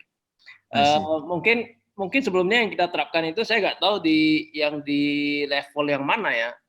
Kita terapkannya jadi kita ada top down sama bottom up. Jadi dari company set goal-nya, terus dari masing-masing employee kita set OKR-nya masing-masing juga gitu loh.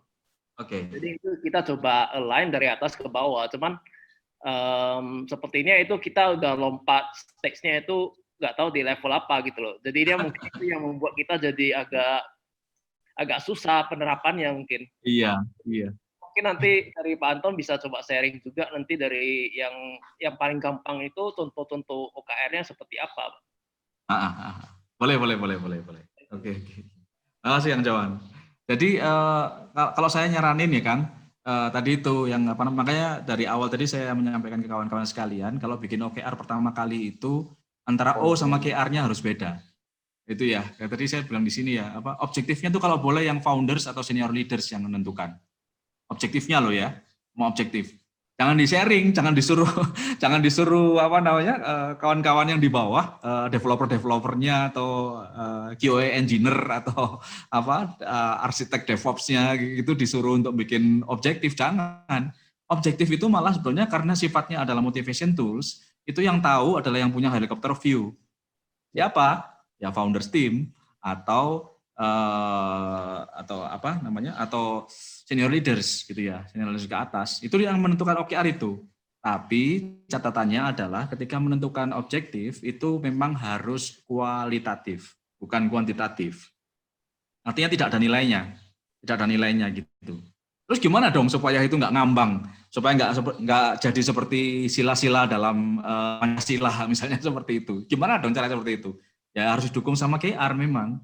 Gitu, dukung sama KR. Nah, KR-nya apa? Ini contohnya ya. Contoh apa ya? Ya apa Mas? Ya apalah saya bikin contoh satu lah gitu ya sekarang. OKR-nya adalah saya mau buat sistem informasi pendidikan, yang bisa membuat mahasiswa itu bisa selalu memantau bisa selalu memantau pembayaran dan progres pembayaran dan progres studinya. Nah gitu. Contohnya gitu ya. Ini kenapa ini disebut OKR? Karena ada proses memantaunya. Mahasiswa selalu bisa memantau pembayaran dan progres studi, gitu kan. Sedangkan saya sekarang nggak punya misalnya seperti itu. Jadinya seakan-akan gini. Gak mungkin ini kalau mau bikin kayak gini nih. Seakan-akan gitu kan, seakan-akan itu sesuatu yang somewhat uncomfortable. Karena apa? Tadi saya bilang, gak mungkin kayak gini. Gitu, seakan seperti itu. Terus kita buat KR-nya. Nah, buat KR-nya itu misalkan gini contohnya. KR pertama, bulan depan harus sudah deal sama Midtrans. Atau bulan depan sudah deal sama Nespe. Untuk payment gateway atau host to host dengan BNI. Sehingga setiap pembayaran itu langsung bisa terlihat di dalam sistem informasi pendidikan. Misalnya seperti itu. Nah, itu KR 1. Nah, begitu. Bulan depan itu bukan bulan depan ya.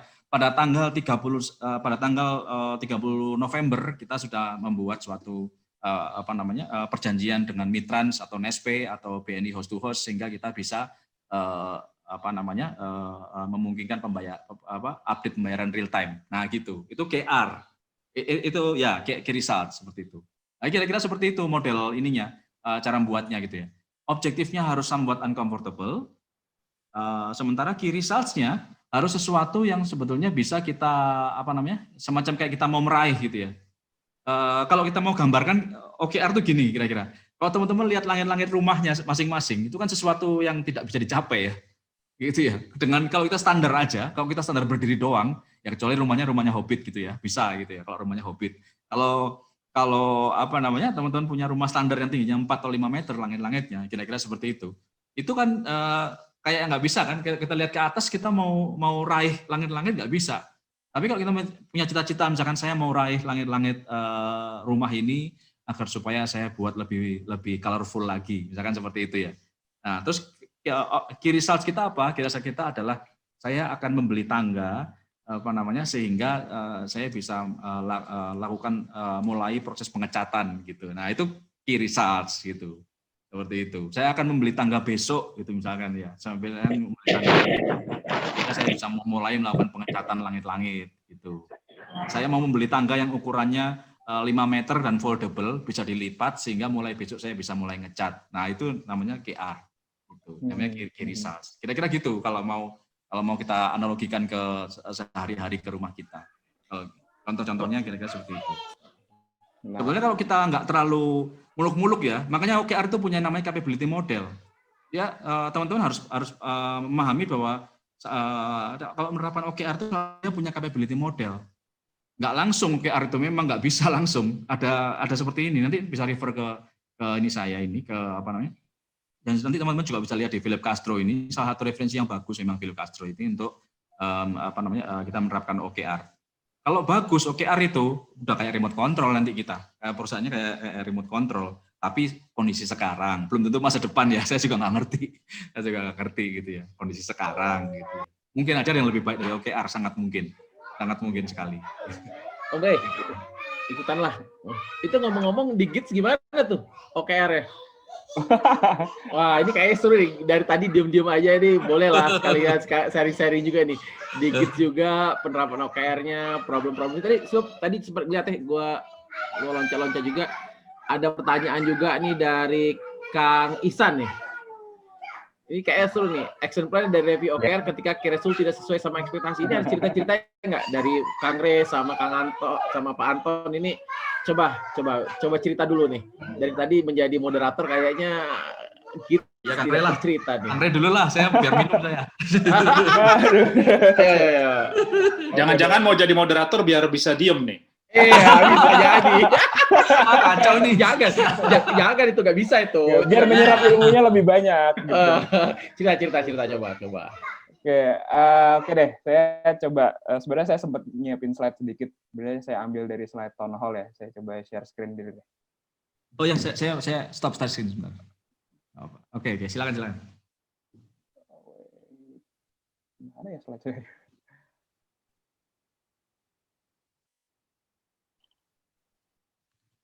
Share screen di sini di mana ya? Oh, di bawah share screen. Oke, ini dia. Nah, ini saya buat dulu deh.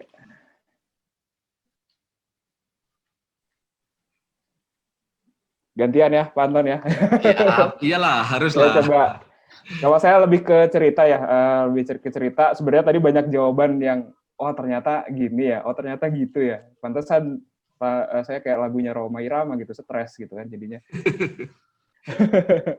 Oke, mungkin saya cerita tentang journey kita buat mencapai suatu tujuan gitu ya. Ini juga slide yang sempat kita pakai di town hall juga waktu ngomongin OKR bukan pertama kali ya, ngomongin OKR setelah beberapa bulan kita pakai.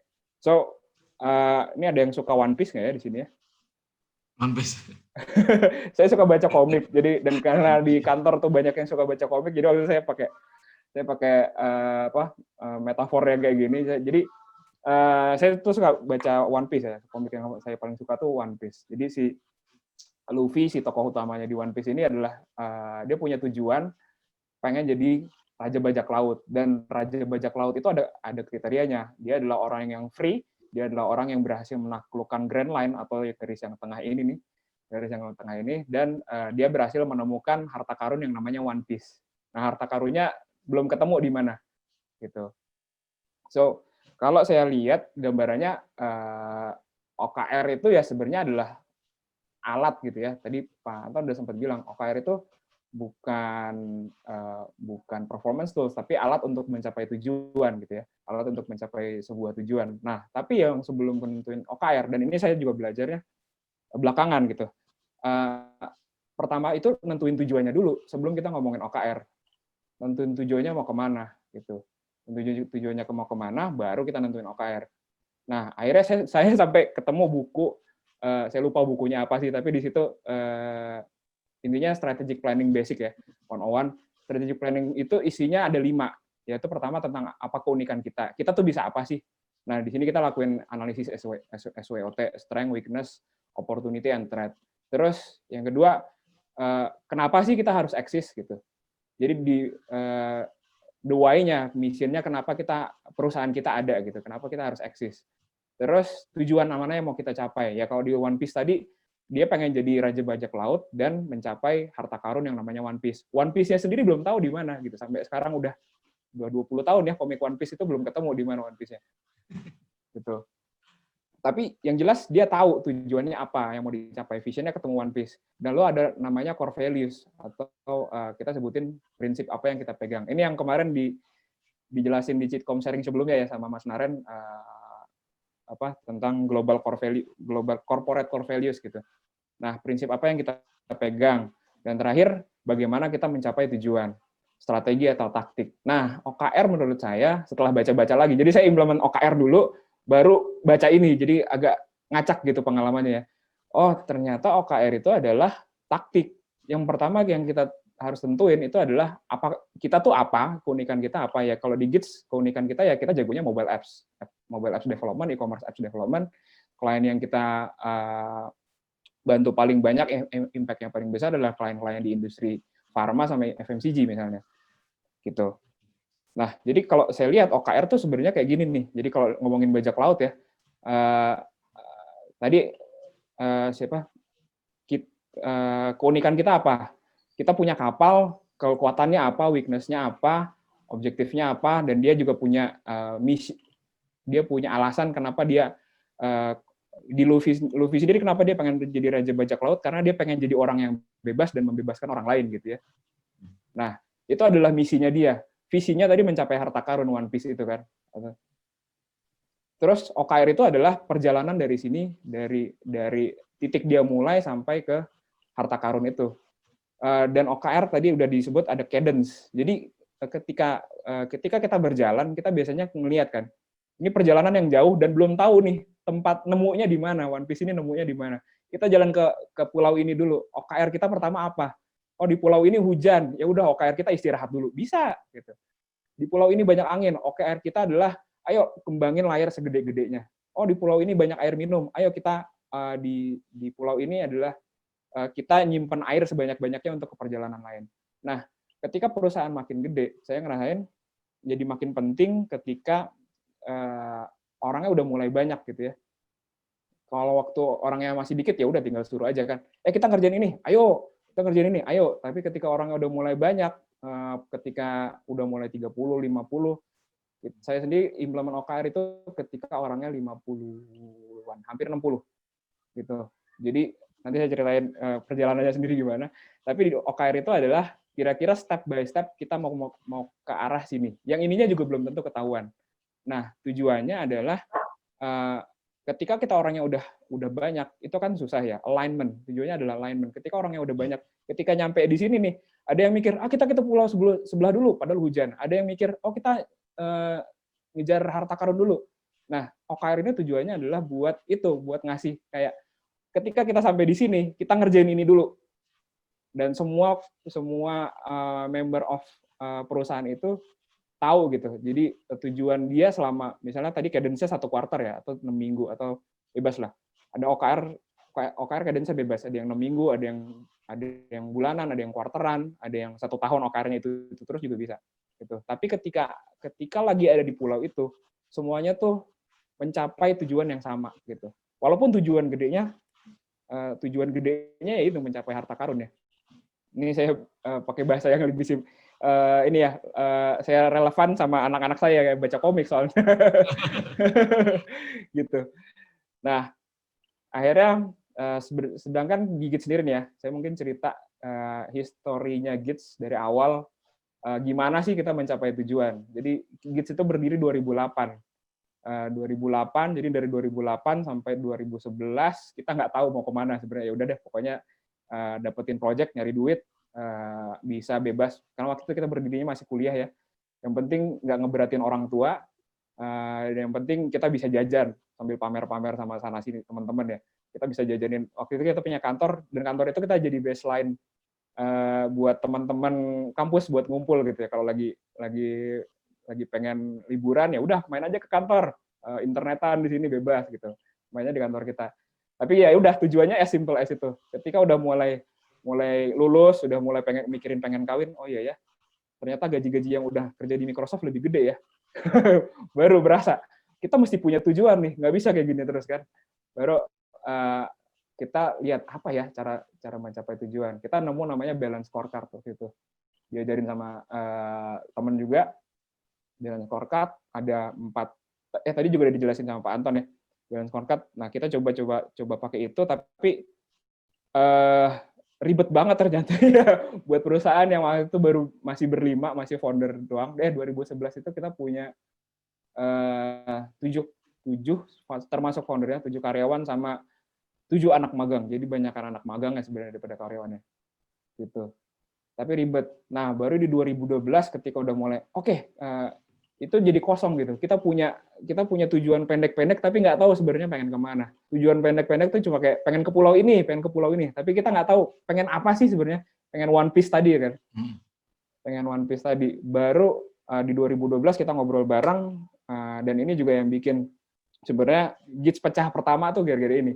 Jadi ketika kita mikirin, kita pengen ke sini, baru deh, beda-beda tuh founder-founder. Oh, nggak mau, saya pengennya ke situ, nggak mau, saya pengennya ke sini. Ibaratnya kalau lagi ngomong main ngeband, nggak mau, saya genrenya maunya jazz. Saya nggak maunya pokoknya nggak boleh dangdut gitu ya. Nah, akhirnya pecah lah di situ. Tapi ketika 2012 kita nemuin satu visi yang pengen benar-benar kita capai, yaitu GITS menjadi sebuah top of mind ketika orang ngomongin mobile apps. Dan core values-nya adalah kita tuh ingin membuat apps itu, karena waktu itu kita lihat apps itu mobile itu adalah tools paling personal dan paling banyak dibawa orang dibanding PC. Jadi kita lihat, nah kalau kayak gini sebenarnya paling gampang memberi value lebih itu lewat apps kan, lewat mobile apps. Nah di situ baru kita, visi kita ini. Jadi ketika orang ngomongin mobile apps, pokoknya GITS tuh harus jadi keingetan gitu sama orang, terutama yang di industri IT. Gitu. Nah dari situ tetap kita pakai balance scorecard. Pernah nggak pakai apa-apa, paling lama sih nggak pakai apa-apa ya. Pokoknya itu lakuin aja dulu. Pokoknya visinya itu ya, visinya itu. Tapi sering juga karena nggak pakai apa-apa jadi lupa sama visi sendiri. Akhirnya jadi keseringan mampir di pulau, lupa kita pengen jadi Pirate Kings, kita lupa pengen dapetin One Piece. Baru diingat-ingat lagi, kayaknya nggak bisa nih kayak gini terus. 2018 akhirnya dari baca buku-buku ya, sebenarnya waktu itu gara-gara saya ke Jakarta, saya tuh di Jakarta jadi business development-nya GITS. Biasanya kalau di Jakarta pasti tiap hari meeting. Terus 2018 itu istri saya mau lahiran, jadi saya di Bandung sekitar 4 bulan terus nggak ngapa-ngapain. Ya udah deh baca buku deh. Nggak ada yang di meetingin juga kalau di Bandung soalnya. Lainnya di Jakarta semua gitu. Jadi ya udah baca buku segala macam. Akhirnya saya nyobain OKR pertama kali. Saya coba sharing sama beberapa leader ya. Jadi 2018 tuh udah hampir 60-an orang. Saya coba share, terus mereka excited. Ternyata mereka, Mas, dari dulu kayak ngomong kayak gitu. Mereka ngomong ke saya kayak gitu. Jadi selama ini mereka kayak kerja tapi kosong gitu, halo gitu. Kerja tapi ya udah kerja aja gitu. Tapi nggak tahu apa yang mau dicapai. Akhirnya ngerasanya ketika kerja aja, ngerasanya stuck kan. Dan di situ banyak turnover gitu. Jadi ketika saya di sini, saya kaget. Oh, ternyata anak-anak saya tuh nungguin ya saya bikin target kayak gini ya, bikin OKR kayak gini. Akhirnya kita ngobrol, tapi waktu itu karena udah baca semua, ya udah kita langsung prakteknya yang kayak di buku tuh. Prakteknya kan bubble up duluan kan. Kalau di bukunya si John Doerr itu. Iya. Yeah. Gitu. Saya belum baca Felipe Castro gitu. Jadi waktu itu saya baca bukunya John Doerr, ya bubble up modelnya kan, talk about your goals with your team gitu. Ya udah, kita semua bikin goals, masing-masing semua bikin goals, semua divisi bikin goals. Ada namanya Dakuhot. Dakuhot itu divisi desain, divisi account eksekutif, divisi quality atau QA, divisi HCD operasional sama technical. Jadi kita sebutnya OKR kita tuh ada 7 pilar gitu ya, namanya Dakuhot. Dan ini kita mulai bikin, nah masing-masing desain AE, quality, HCD, dan semua yang ada di Dakuhot ini bikin OKR sendiri-sendiri. Jadi akhirnya ada banyak OKR yang kita coba di pertama kali. Itu bulan apa ya? Bulan Juni 2018 tuh. Terus kita pakai monthly review. Cuma ya tadi sama yang kayak Pak Anton bilang, ketika ternyata belum tepat ketika dibuat langsung semua tim member tuh langsung bikin sendiri-sendiri. Akhirnya jadi nggak align karena ini punya maunya ini punya maunya ini punya maunya ini gitu. Jadi beda. Akhirnya ya nggak ada yang tercapai. Maksudnya kalau tercapai pun tercapainya sendiri-sendiri, nggak kita as company. Jadi, desain jadi keren sendiri, quality jadi keren sendiri, HCD jadi keren sendiri. Tapi perusahaannya tuh nggak geser kemana-mana gitu.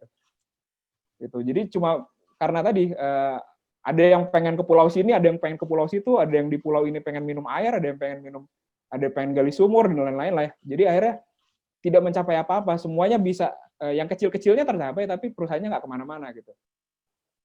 Terus kita coba pakai waktu itu monthly review. Dan nah ini yang tadi kata Pak Anton ya, saya langsung ke grade 8 tuh. Langsung dibuat jadi performance appraisal. Ya namanya udah baca buku satu, baca bukunya cuma satu doang lagi. Nggak baca buku banyak, ketemu OKR, langsung disambungin sama performance appraisal. Padahal baru saya baca belakangan tuh, di bagian belakangnya buku John Doerr tuh dibilang juga sebenarnya. Bagian paling belakangnya John Doerr ada guide-nya, don't link this with bonus or incentive ya tadi. Gitu. Tapi saya sambungin tuh waktu 2018. Nah, akhirnya jadi banyak yang stres juga, turnover lagi jadinya. Gitu. 2019 akhirnya kita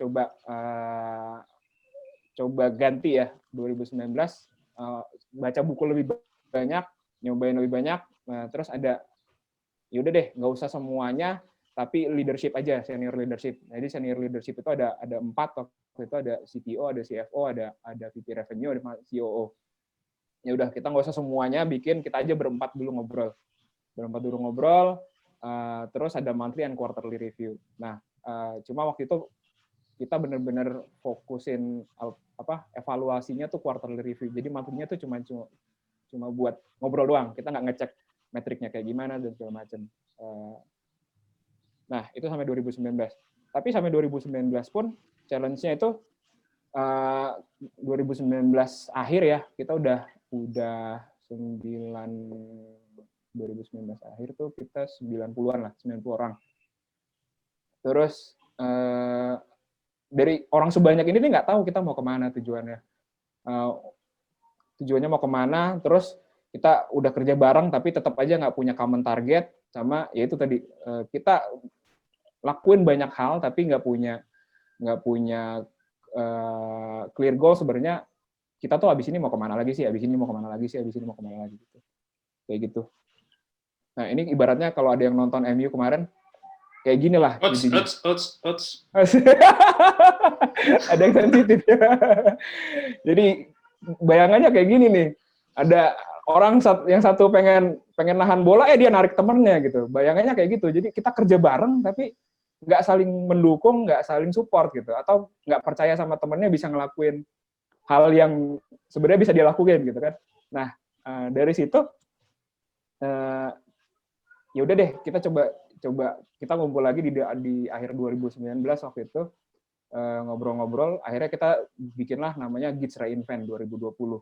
Jadi kita ngeset lagi 2000 yang target yang kita set waktu 2012 menurut kita sudah relatif tercapai, karena ketika orang ngomongin mobile pasti ada sedikit banyak kesentuh nama GITS gitu. Jadi buat kita, oke, visi yang ini mungkin sudah tercapai, kita cari visi yang lain.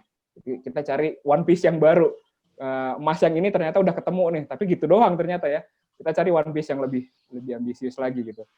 Nah, akhirnya, ini ada slide yang saya ambil dari slide-nya teman saya juga, dan kita share di town hall juga gitu. Jadi semua orang di dalam sebuah perusahaan itu adalah sebuah vektor, dan progres perusahaan itu adalah total dari semua vektor yang ada di semua orang. Itu kata Elon Musk, ya, tukang bubur naik roket lah ya. Bukan Bang Elon sebenarnya. Elon Musk. Jadi kalau kata Elon Musk, semua orang di dalam perusahaan itu adalah vektor. Jadi kalau pengen perusahaannya gerak, kita perlu make sure bahwa some of all the factors itu menuju hal yang benar-benar kita pengenin gitu. Tuh.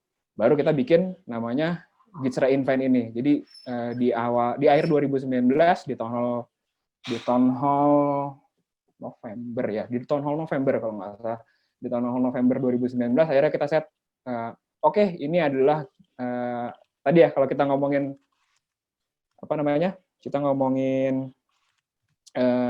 strategic planning kan SWOT, mission, vision, terus guiding principle. Akhirnya kita ngeset misi kita yang baru adalah kita pengen memberdayakan orang lebih banyak dan membuat organisasi itu bisa lebih berdaya dan membuat positive impact. Ini agak klise mungkin buat teman-teman yang dengernya, tapi percayalah semua misi visi semua perusahaan itu kalau di awal pertama kali dengerin pasti klise banget gitu.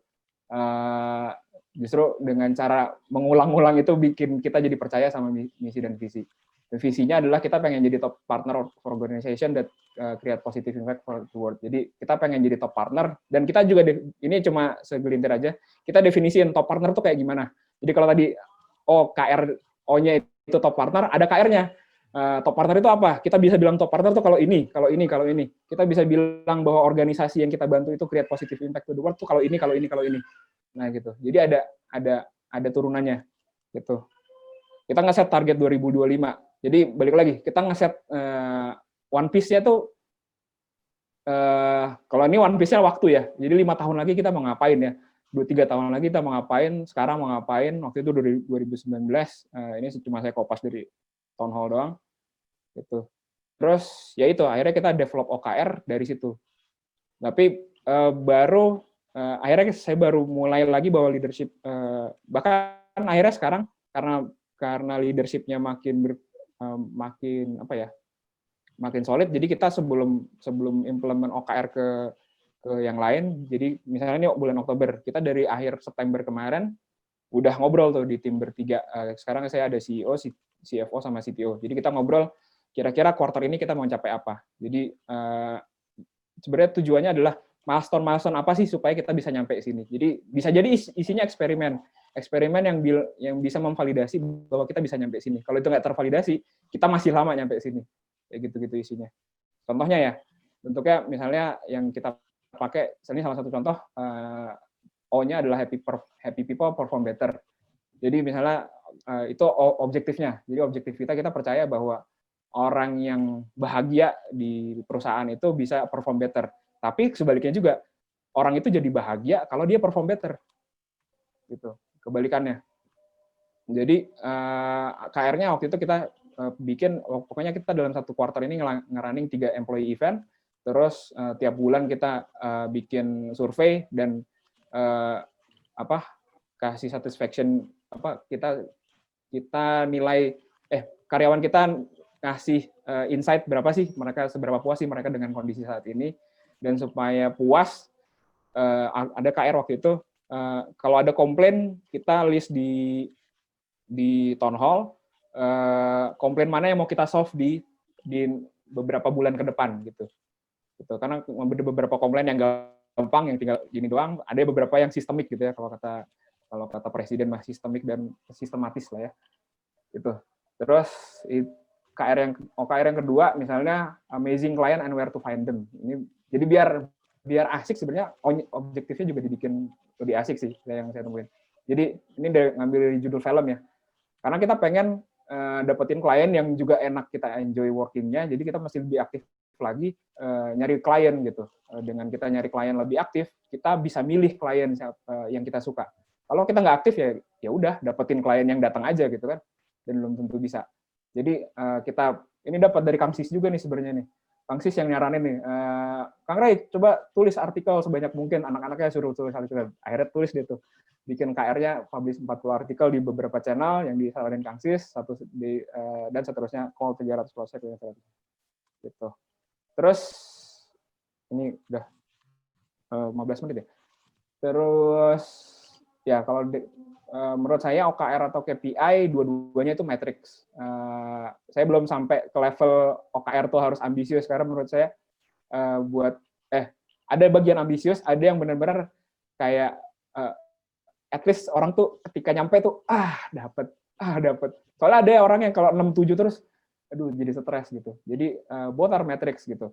Tapi yang paling penting adalah OKR atau KPI itu kalau namanya matrix, bagian paling elemen of good matrix itu understandable. Jadi ketika kita nunjuk satu poin di dashboard gitu, bukan ribet. Ini dapatnya dari mana? Kenapa yang dipakai COVID positif? Kenapa bukan jadi COVID ya jadi ngomong. Kenapa bukan R1 atau apa gitu ya? Jadi understandable, komparatif, bisa dibandingin sama state sebelumnya, ada rate-nya, dan paling penting adalah bisa change behavior gitu. Kalau nggak bisa change behavior, ya itu bukan it's a bad metric gitu, bukan yang ngapain dimonitorin, udah tahu bensinnya mau habis ya jalan terus ya matilah gitu. Gitu. Kayak gitu. Nah, dari pengalaman saya sih other to consider yang tadi sebenarnya banyak kejawab sama Pak Anton itu adalah OKR cycle, cadence tadi, ada yang annual, quarter, 6 weeks. Bebas, sebenarnya tidak ada panduan tertentu dari saya baca. Ada perusahaan yang udah gede pakai 6 weeks, ada perusahaan yang udah gede pakai annual, ya bebas. Terus alignment tadi, yang di grade tengah ya tadi ya, kalau nggak salah ya. Cascading atau bottom up, atau istilahnya tadi bubble up yang lebih tepat ya. Terus ada yang namanya objektif, key result, sama inisiatif. Ini beda lagi. Jadi ketika udah QR-nya udah mulai lebih banyak, nah udah saatnya kita fokus sama bener-bener metrik. Nah tadi Pak Anton sampai bilang bisa jadi KR di leader itu jadi objektif di divisi bawahnya ya, gitu. Nah bisa jadi sampai di level orang. Kalau tadi ada bilang orang itu jangan dikasih OKR. Iya, orang itu megang inisiatif. Jadi ketika ada KR, kita brainstorming kira-kira apa sih buat mencapai KR ini gitu. Nah, ada inisiatif-inisiatif ini dan yang megang itu ada PIC-nya, inisiatif. Terus tadi bonus appraisal berarti jangan belakangan. Belakangan itu. Tadi ada pertanyaan saya juga pengen nanya, berapa lama sih Pak Anton sampai sana gitu ya? Ya, saya jawab nanti. Terus sandbagging, jadi kalau kecapai terus ya bisa jadi ini namanya sandbagging. Jadi ya dia nyari yang gampang aja terus gitu OKR-nya gitu. Dan akhirnya tidak tercapai OKR itu sebenarnya tadi pengen growth minded ya. Gitu. Ini contoh saya banyak ngikutin dari beberapa perusahaan di luar yang OKR-nya dibikin publik kayak Buffer. Ini ada contoh Buffer OKR, jadi make significant impact. Terus ada juga udah gede itu pakai GitLab. Ini bisa dilihat, jadi kalau teman-teman bingung OKR-nya kayak gimana, baca ini, insya Allah lebih bingung. Jadi KR-nya mereka, jadi kalau di GitLab dia kayak 3 tahun OKR-nya akan itu terus. Yang beda adalah item-item di bawahnya. Jadi mungkin tadi saya sebutnya inisiatif atau cascading-nya berarti udah KR. Jadi kok yang OKR perusahaan 3 tahun itu terus. Jadi 3 tahun ya IACV itu increase annual contract value, terus popular next generation, great team. Ini juga saya pakai juga di Gits. Gitu. Terus KR-nya diturunin. Nah, ini bakal pusing nih kalau udah makin banyak orang makin bakal pusing. Gitu. Tapi kira-kira yang jadi referensi buat di Gits ya, itu kita kalau mau bikin OKR baca 2 itu sih, Buffer sama GitLab. Gitu. Nah, apa yang udah kita pelajarin, kalau menurut saya di OKR itu paling penting adalah tracking frequently, cadence tadi ya. Buat saya udah nyoba sebulan, 6 minggu, tapi paling enak weekly. Jadi buat nge-track kita pertumbuhannya week by week. Gitu. Karena ketika bulanan atau lebih lama itu jadi lebih miss-nya lebih gede. Dan karena tujuannya OKR adalah alignment, jadi miss alignment-nya lebih sering lebih bagus. Terus prioritize ruthlessly, jadi inisiatif tuh bisa banyak banget yang muncul. Jadi ketika kita bilang pengen nyampe sana nih, orang HR bilang, oh ya kita harus gini-gini, tiba-tiba ada banyak, budgetnya lebih, orangnya nggak cukup. Jadi kita mesti milih. Jadi yang paling penting di OKR adalah prioritize. Jadi sama kayak Agile juga prinsipnya, prioritize ruthlessly. Kita mesti milih di quarter ini kita bisa apa sih? Jangan banyak-banyak lah. Makanya OKR juga objektifnya 3-5, KR-nya juga 3-5, nggak usah banyak-banyak. Gitu. Dan show progress transparently, dikasih, kalau kita sharing di town hall, pencapaian kita OKR-nya masing-masing tuh kayak gimana, udah sampai mana, jadi sekalian mempermalukan tim yang tidak mencapai OKR gitu ya, jadi disuruh di town hall, di show progress transparently. Terus, paling penting, ya ternyata proses ini stressful juga, tapi ya tadi akhirnya bahwa kita tuh sedang bereksperimen.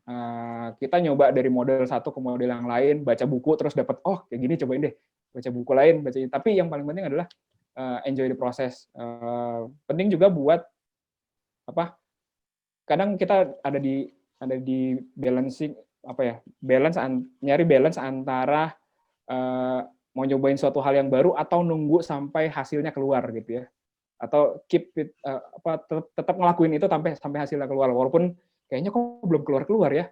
Ada yang kayak gitu. Jadi sempat OKR-nya baru kelihatan, jadi OKR-nya udah, OKR ini nggak nyampe-nyampe. 2 kuartal kemudian nyampe. Pas udah kita nggak masukin OKR. Ternyata pas kita lihat, oh iya,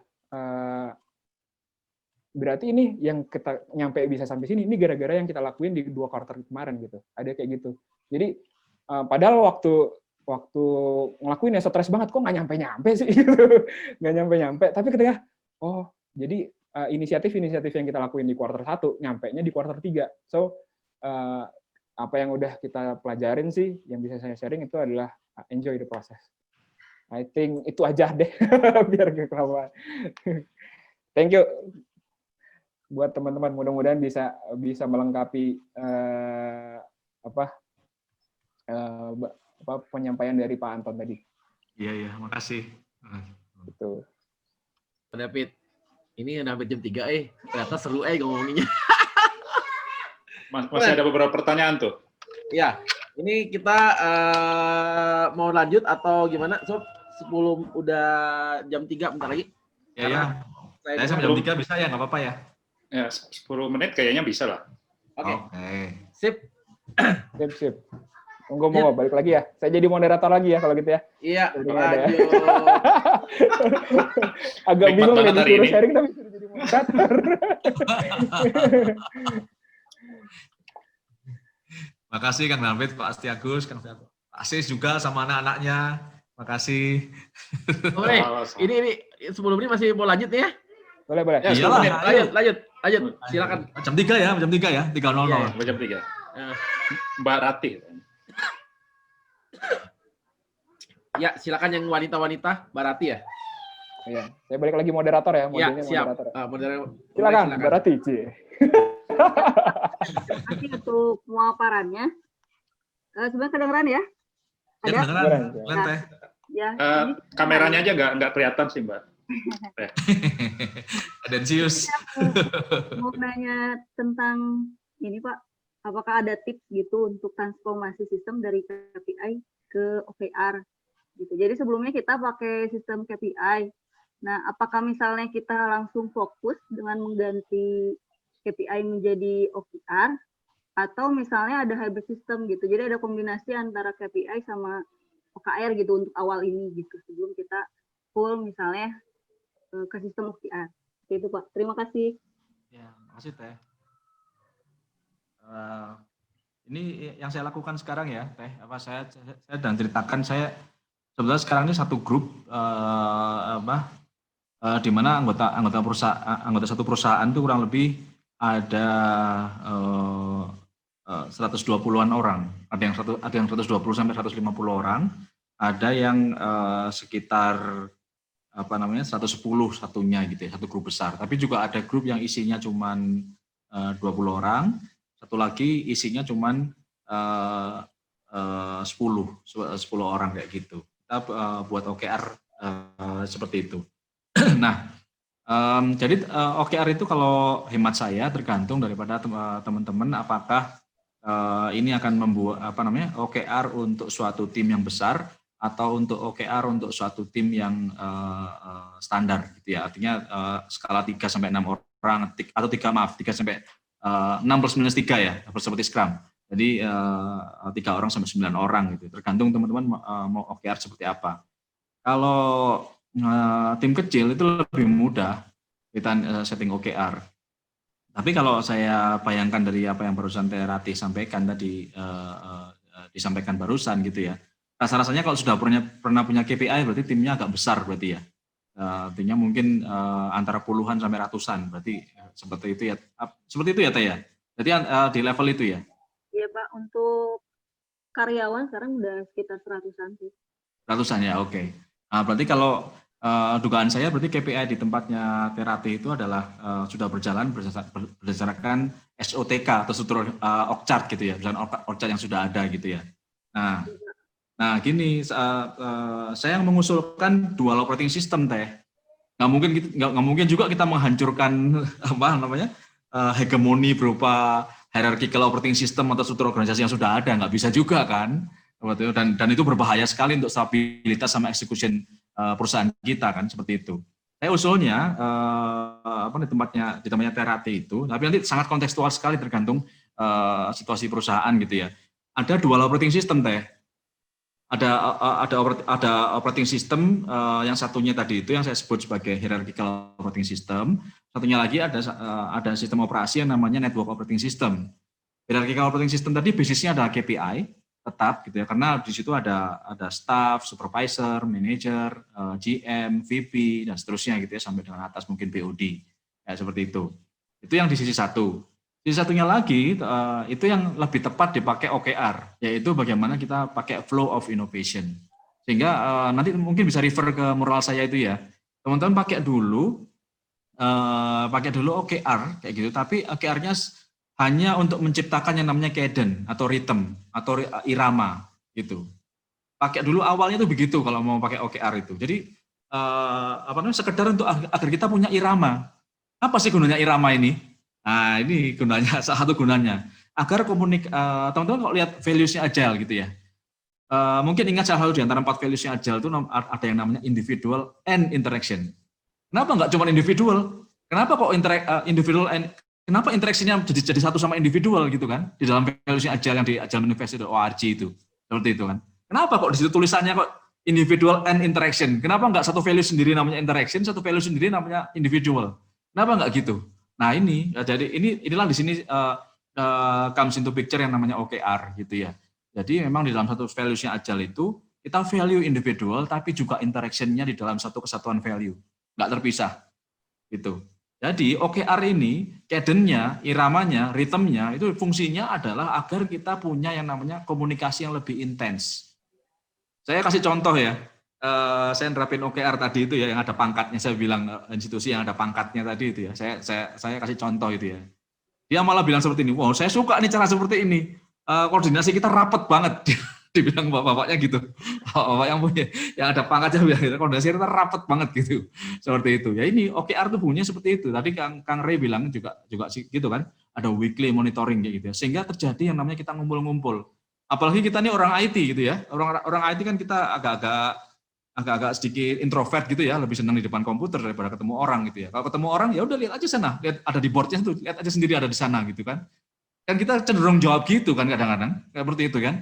Kalau misalnya kita ditanyain, misalnya nih bahasa umum gitu ya, gimana progres pencapaian sampai sekarang? Tuh lihat aja itu di Jira ada itu.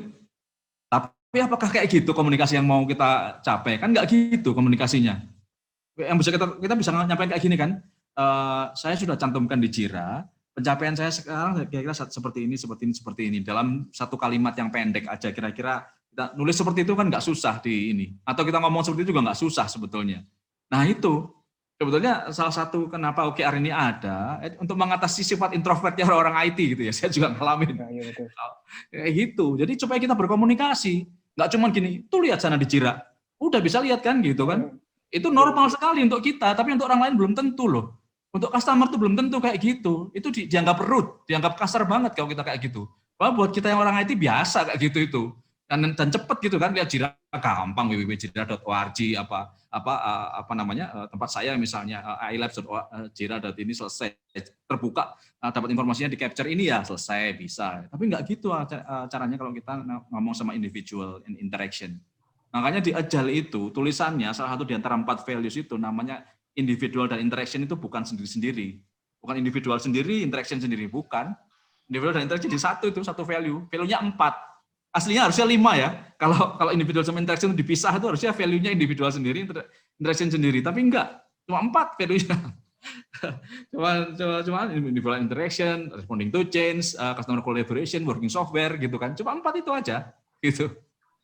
Yang lucu adalah itu tadi. Yang lucu kenapa individual dan interaction ya? Kenapa kok nggak individual sendiri, interaction sendiri ya?